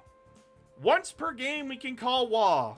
During that time, your units get a 5+ invulnerable save, can advance and charge, and +1 strength, +1 attack. For a turn. Well, for a round. This means that, you better be building up something strong there, buddy. But, orcs currently live and die by Goth Pressure. If you aren't doing Goth Pressure or the most annoying shooting army you've ever seen, you're not winning as orcs. You're not having fun as orcs. Replaying orcs for this crusade has made me seriously rethink this fucking codex. Quiet, you.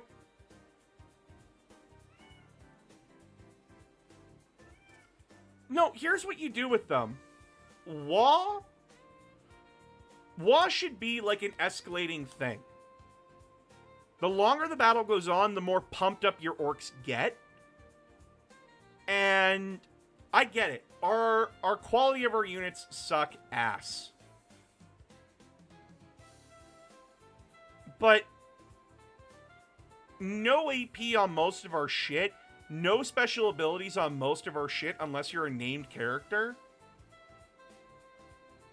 Power Claw should have devastating wounds inherently. Just saying. And yeah, I'm glad that orc boys get sticky. I'm really glad about that. But like, there should be like, our ability should be focused on like how big our swarms get. Is it the Codex or 11111111? It isn't just it. They don't, but they are claws exactly. And 11111 is just my poor rolling, but remember, we don't get a whole lot. Even our crusade rolls suck. Genuinely, the Orc Codex needs help. Well, it needs work. We need to rework WoW, because the once per game ability is... No one in this game has a once per game ability. No one. Why are the orcs the only ones with a once per game ability?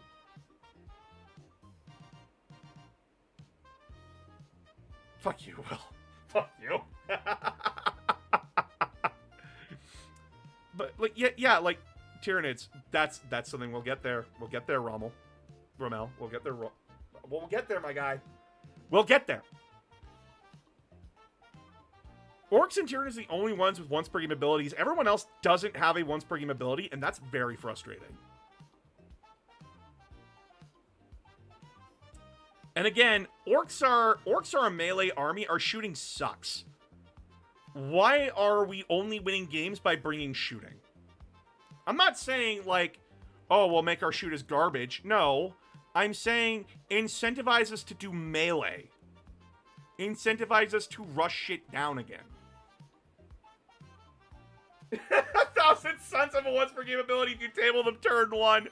Fuck you. Hi. Tau Empire. Ability for the greater good. It's teamwork, basically. One unit uses a laser pointer, and then the unit they're spotting for gets +1 to shoot. That target specifically. I feel like this gets the spirit of the Tau Empire. And it's much better than everybody gets to fucking Overwatch.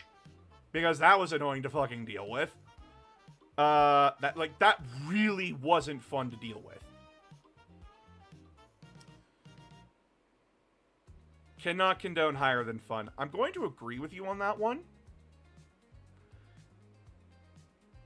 But then there was Kroot. So, this is something I need to talk about here. The Tau are an army that I understand why GW's rule makers kind of struggle to make a good army rule around them. For the greater good is just their marker light rule taken from equipment and just added on to like everyone can do it now.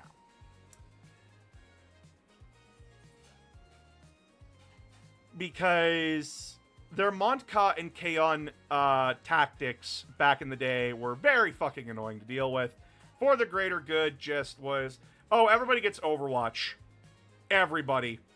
If you have a unit within 6 of a unit that's getting charged, everybody gets to Overwatch the unit that's charging them. And it's just like, God damn it.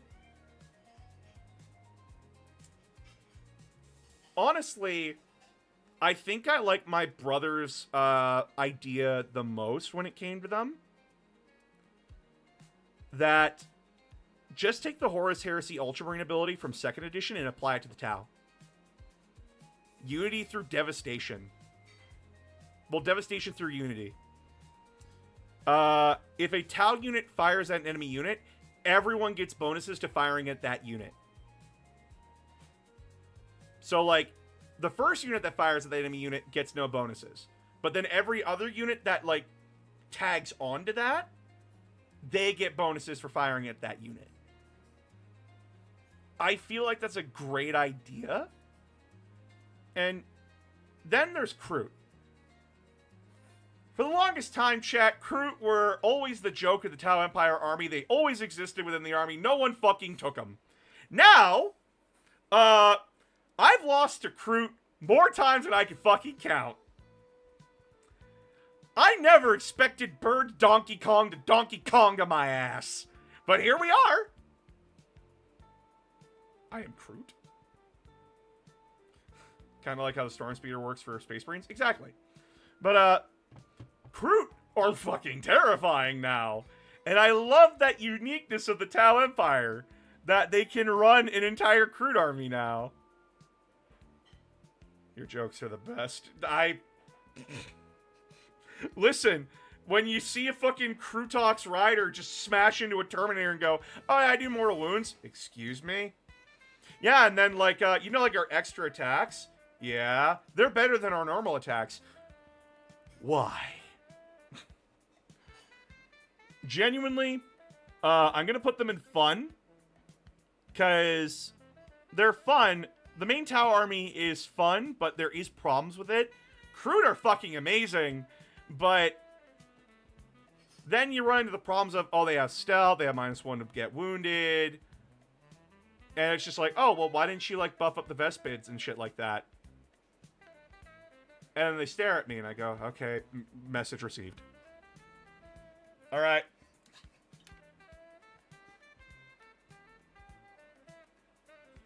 Oh, yeah, no one knows how to fight Kroot reliably. Because Tau players are now just learning the power of Kroot, right? They didn't think anything of them, but now they're seeing Kroot win because people don't know how to fucking deal with them. I don't know how to deal with Kroot reliably outside of flamethrowers. But, yes, Tyranids. Who, boy. My Crusade feelings aside, because, my boy Ku be dominating with fucking Tyranids.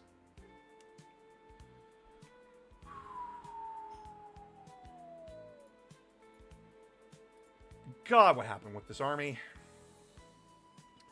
God, what happened here? So, Tyranids have 2 army abilities. Synapse and Shadows in the Warp.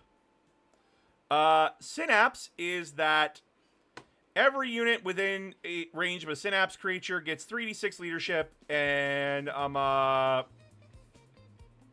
when they're doing battle shock tests, they get to add 1 to the strength of their melee attacks when within range of Synapse creature. Keeps in tandem that, like, their bugs are brave, their bugs are smart, their bugs hit harder when they're connected to the hive mind. Shadows in the Warp is everybody on the battlefield. Every enemy unit on the battlefield must take a battle shock test. They're within 6 of a Synapse creature. They take -1. What a useless fucking ability. Genuinely. Yeah, Shadow needs to go, or it needs to be, like, attached to Synapse again. That, like, it buffs their units when they're around their units, and it debuffs your units when you're around them.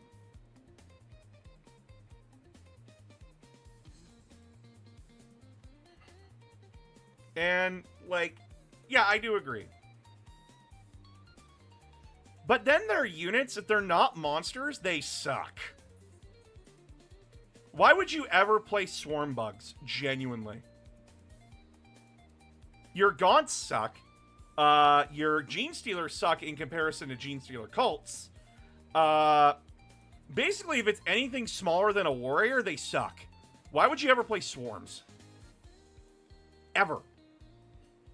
But then when you're playing monsters, like, unless you're like my boy Ku, who, like, has learned how to maximize his proficiency with giant bugs, your bugs are getting shot off the table. You know how I beat, like, monster fucking army in the open? My Terminators just sat there and tanked them out. Why are your monsters weaker than my tanks? Why do your monsters not hit as hard as my tanks do? I get, but the problem is with the bugs, they were here at the start of the edition. That is the entire problem with their army. They were here at the start where we were trying to figure out new stat sheets. That is the problem with Tyranids. They have first Codex Syndrome.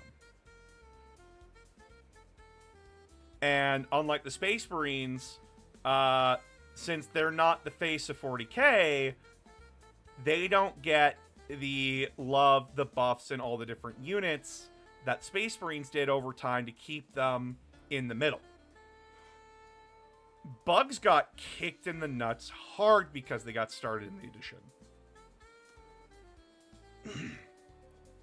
And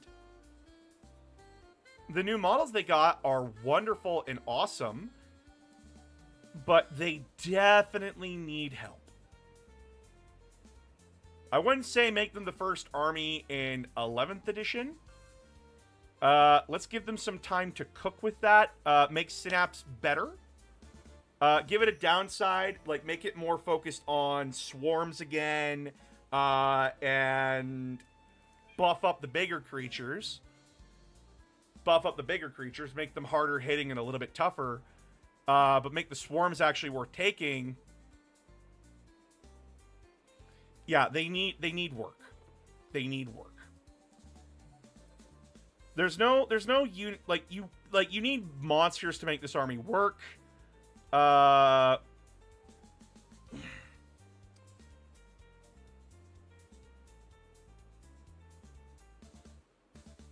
not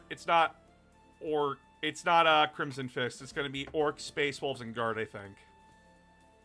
Because it's Armageddon again. But yeah, this is the list.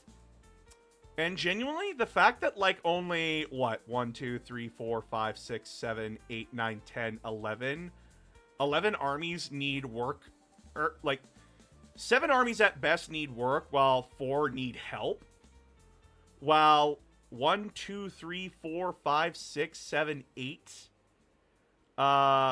16 other armies are doing perfectly fine. Whether they're fun or, like, actually, like, good or top tier. Yeah, not bad considering all things. Like, people will adjust their lists to, like, better fit stuff. Because, like, again, I love Thousand Suns, but, like, someone would probably put Thousand Suns down in fun and move, like, Sisters up into fun and good. Whereas, like, top tier, I know a lot of people would put Death Guard at the top here.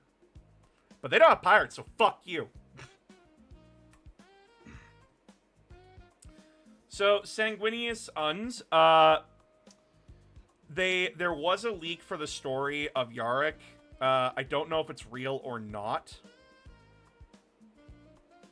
I'll get to you in a second there, Imacat. The leaked story supposedly is that Yarick actually did get horribly, like, nearly killed by the orcs when chasing Ghazghkull, and the Black Templars left him to fucking die. Leading to the Space Wolves, finding Yarick, putting him on stasis, and healing him up over time. So that way, when they return to Armageddon, they just kind of dropped him there when they got there. It's like, welcome home, asshole. That's the supposed story. Well, it's Black Templars. You think they give a shit about regular people? They do that all the time. But, alright. What did I say about the Sisters of Battle? Their army rule is fun and good and interesting. It's very interactive. I like that a lot.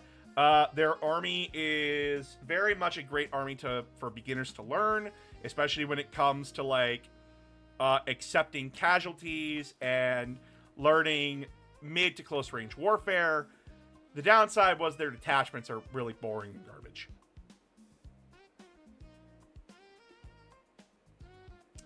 But yeah, that's the list. Do you agree with it? Do you not agree with it? I'll probably, like, cut this down a little bit and upload it as, like, a full video on YouTube. I think I'm going to download this, though.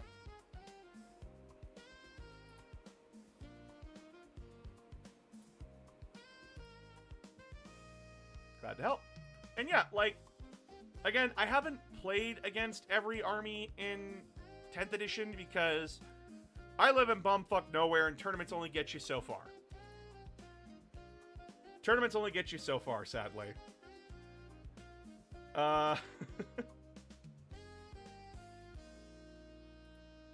And genuinely, my final thoughts on 10th edition, because I know we're getting close to 11th. I know, like, we're probably going to get 11th edition in summertime.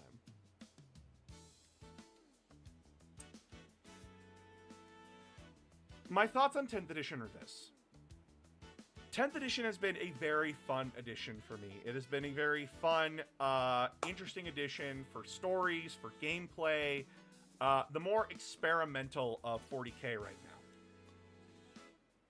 now. It didn't have the same problems as 8th edition and the same problems as 9th edition. I can tell that the game designers are really trying to learn from the mistakes of those two editions. Where 8th edition was the brand new, this is Warhammer 40k now, we're making it more accessible, more easier to read and digest, less bloated, but then the constant releasing of new books and new rules was constantly hampering them, constantly breaking the meta. Like, the first army that took over the meta for 8th edition was Renegades. Like, Renegade Militia. And that was because they just wouldn't die. Like, their numbers just wouldn't stop coming in. Then it was Guard and Knights, when we could ally up with stuff. Then it was Iron Hands and Imperial Fists that were the problem. Then it was Salamanders and White Scars. And then 9th edition happened, and 9th edition had the absolute nightmare of coming out during the COVID times. And 9th edition was just a shit show. Every army was either extremely overpowered or underpowered, and then to try and fix the underpowered and overpowered problem, they introduced Armor of fucking Contempt, which just made Thousand Suns, Death Guard, and Space Marines fucking unstoppable. Then 10th edition rolled around. I was very worried about 10th edition because, like, they changed the stats again, and then, like, they were changing up the phases again. I lost fucking Psychic Phase, which is a Thousand Suns player. That might as well just be giving me a lobotomy. But it is much better than it was back in 9th and 8th edition. Don't get me wrong, 8th edition was fun, and 9th edition, although it had its very clear problems, I will still take over the bloated mess of 6th and 7th.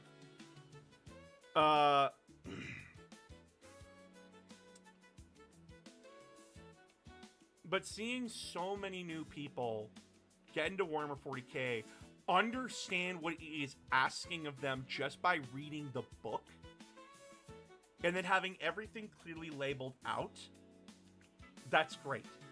That's amazing. That's what I want from a game. The idea of 10th edition is complexity through simplicity. It is more complex through its simplicity. There's a lot more to do with how simple it is, but things are very clearly defined. And then they tell you verbatim in the book, the rules, the only hard rules are the phases and the actions that you take. Everything else only matters if you're playing competitive.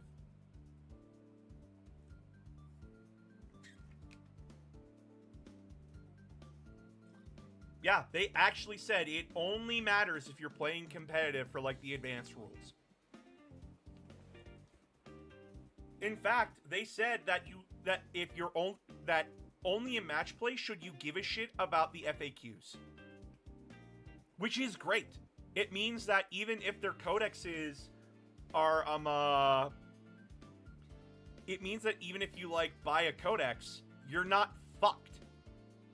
Your codex isn't out of print. They say just play out of your codex. Play as is. If you're not here for competitive, don't stress about it. Which is how they should be doing it. They appeal to both crowds. You're playing casually, just play from the book. Don't worry about it. You're playing competitively, here's all the updates, here's all the balances. We are paying attention. And I want, like, this is another thing that I've noticed with GW. They do pay attention. They do pay attention to the community. They're just not actively talking. Because guess what? Much like with every other fucking game developer or any other fucking person that's making a game, talking with the community sucks ass. Genuinely, it fucking sucks. Because for every one person that's genuinely being nice, there's 10 more being fucking useless dicks. What's more productive?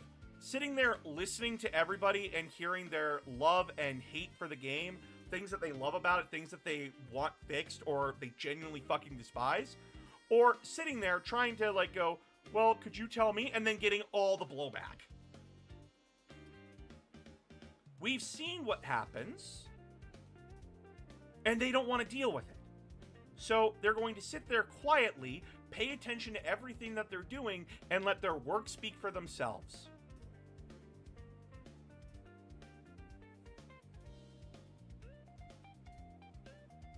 And then if they need to fix shit, they fix it. And I much prefer that over the bullshit we got back in 6th and 7th, which was just fucking deal with it.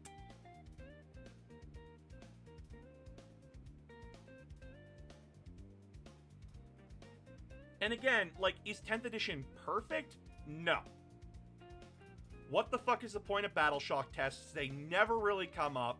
Any army that's focused around, like, battle shocking their opponent literally doesn't get their ability off at all.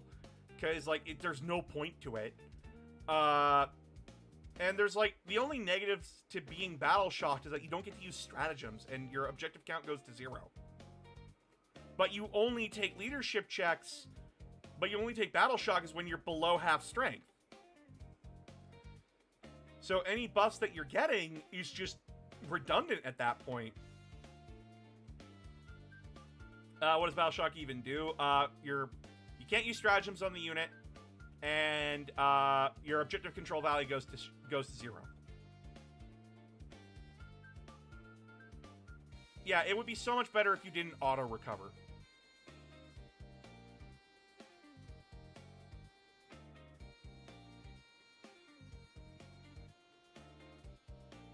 But yeah, like, 10th edition isn't perfect, but it's still fun and a whole lot more better than most of the editions that came before it.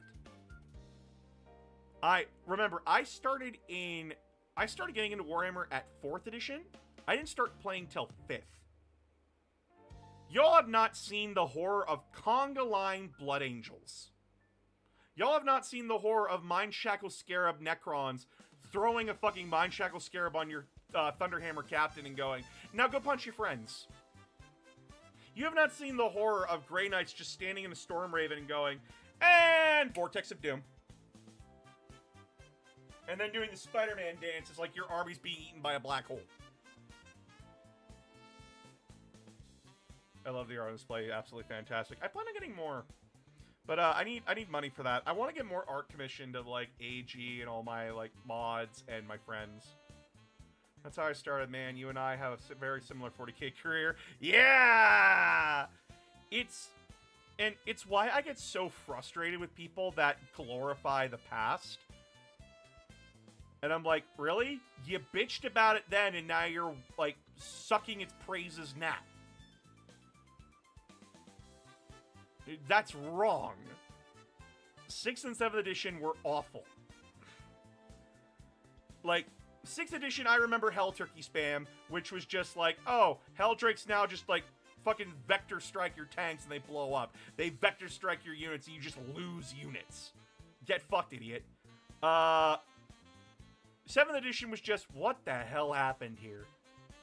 Why can my orcs summon demons? What? Why? What is happening?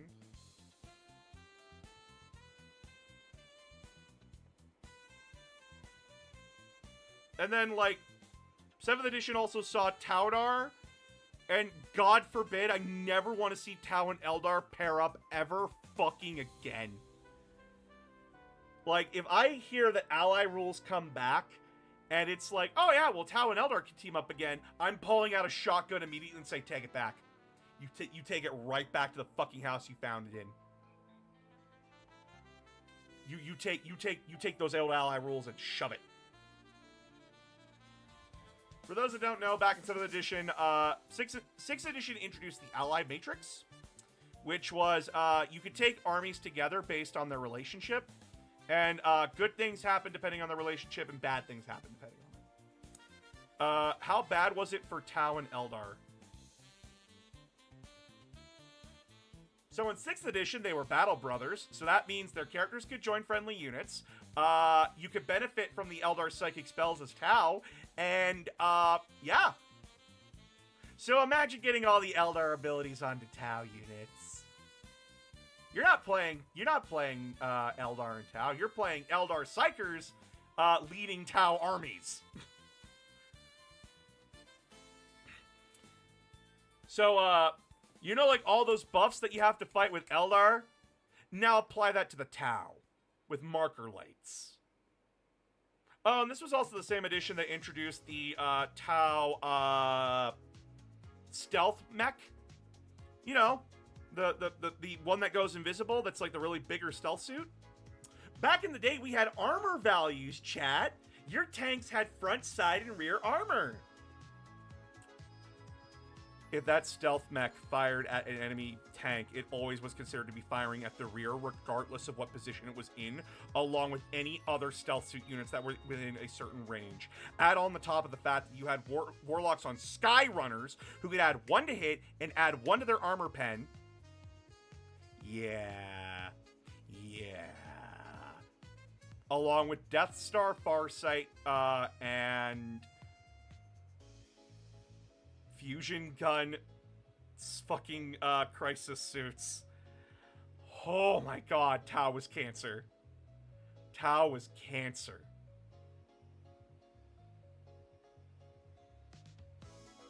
How do you keep track of that? Oh, that's the funny thing. There were so few units on the board, it was easy to track. Seems like you can make an entire video about this topic. I could, but I choose to not be miserable.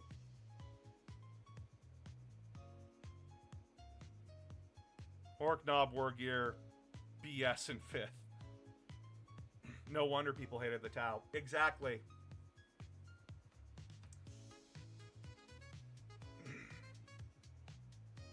It's why I don't say the past was great. I remember the good times in the past. I do. But for every good game I had, there was like 2 miserable ones.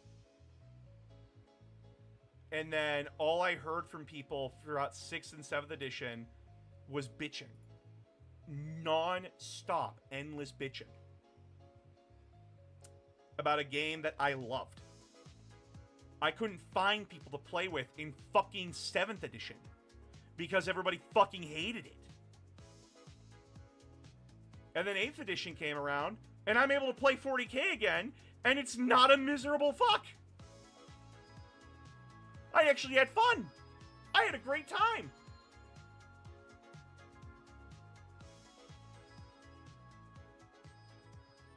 And then 9th edition happened, and yeah, 9th edition was 9th edition with its problems, but like, I still had fun. I still had a good time with 9th edition. It's just like there was very bad problems with it. I dropped in 6 and went to play a more positive game. Magic the Gathering. That's like telling me I dropped Dota to play League. What if we're masochists? I don't kink shame here, but I will kink shame. I moved to War Machine / Hordes during 6th, then the Infinity during 7th and 8th, which is fair.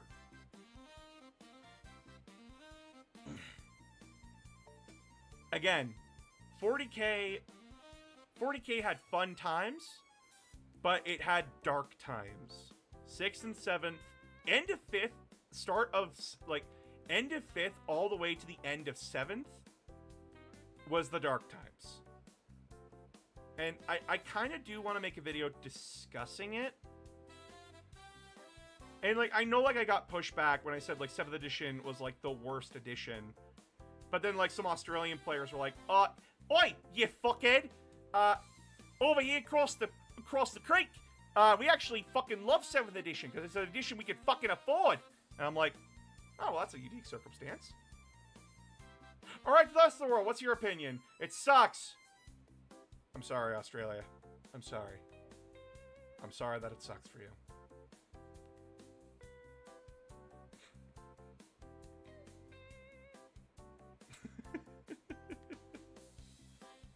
But yeah, 10th edition was a good edition. Not perfect, but like a solid 8 out of 10. Solid 8 out of 10. Is it weird that I'll say that makes sense for Australia? Yes.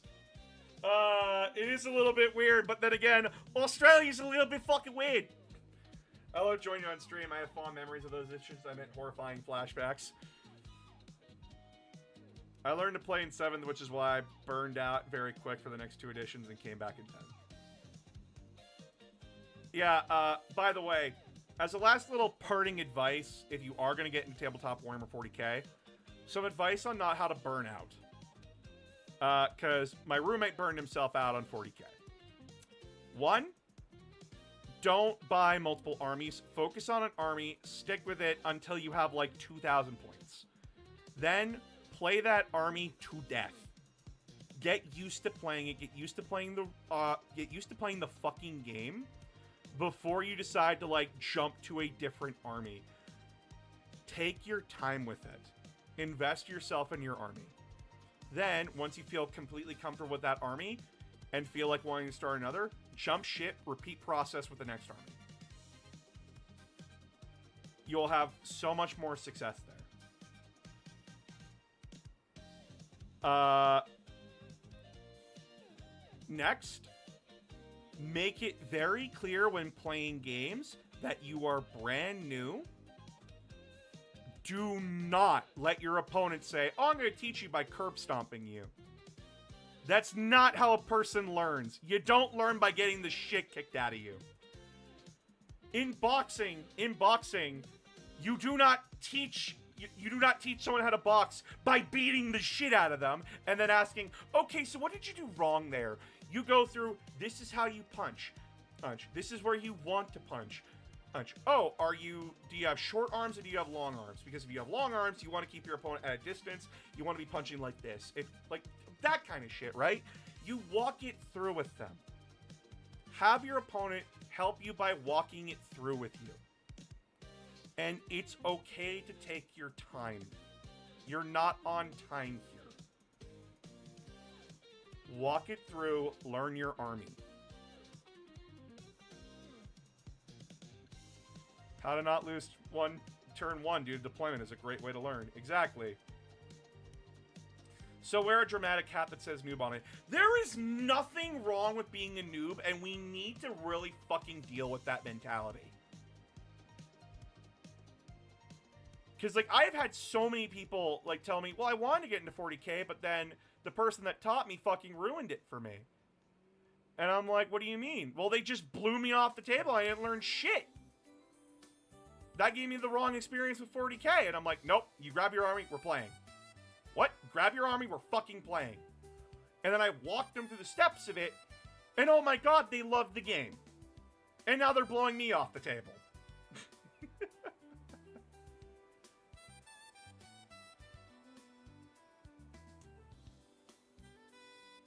The only place that didn't want me, oddly enough, was D&D.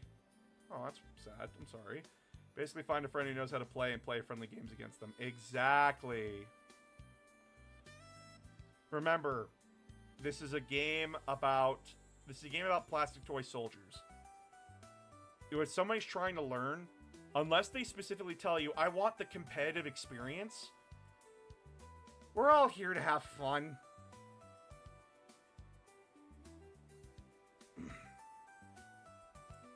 I'll take that advice and run with it. Yes. Yes, that's why I'm playing Crusade games with my friends. Because I'm going to the Edmonton Open. I have to have a very different mindset when going into that. And I'm playing Ultramarines. So my mindset is going to be a lot more cold and logical. And I'm there to win. Until I lose. And then the moment that I lose, my demeanor changes. I'm no longer here to win. I've lost. I'm not getting into top 5. So I'm going to have fun with it now. I'm going to take greater risks. I'm going to be playing a lot more fun. That is my mindset going into that tournament. And so I want to play more tournament games. Well, I want to play more games that are just for fun. Until I go to the tournament.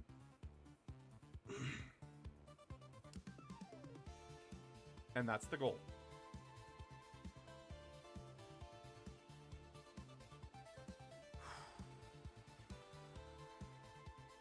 And then, after this Crusade's done, I plan on inviting some fellow content creators to join a crusade of mine that I'm doing. I invited Gremlin May, I invited Froggy PhD, and I'm just waiting on a few more people to give me the yes. But yeah, we're going to be ending stream here now. 16, when a friend brought my 2nd edition box and asked me over to help paint the models, we then learned how to play by using models that came in the box. Nice. Yeah, we're going to go raid into somebody. Who do you want to raid into? Let's go raid into Sunday Party. Let's go raid into Sunday Party.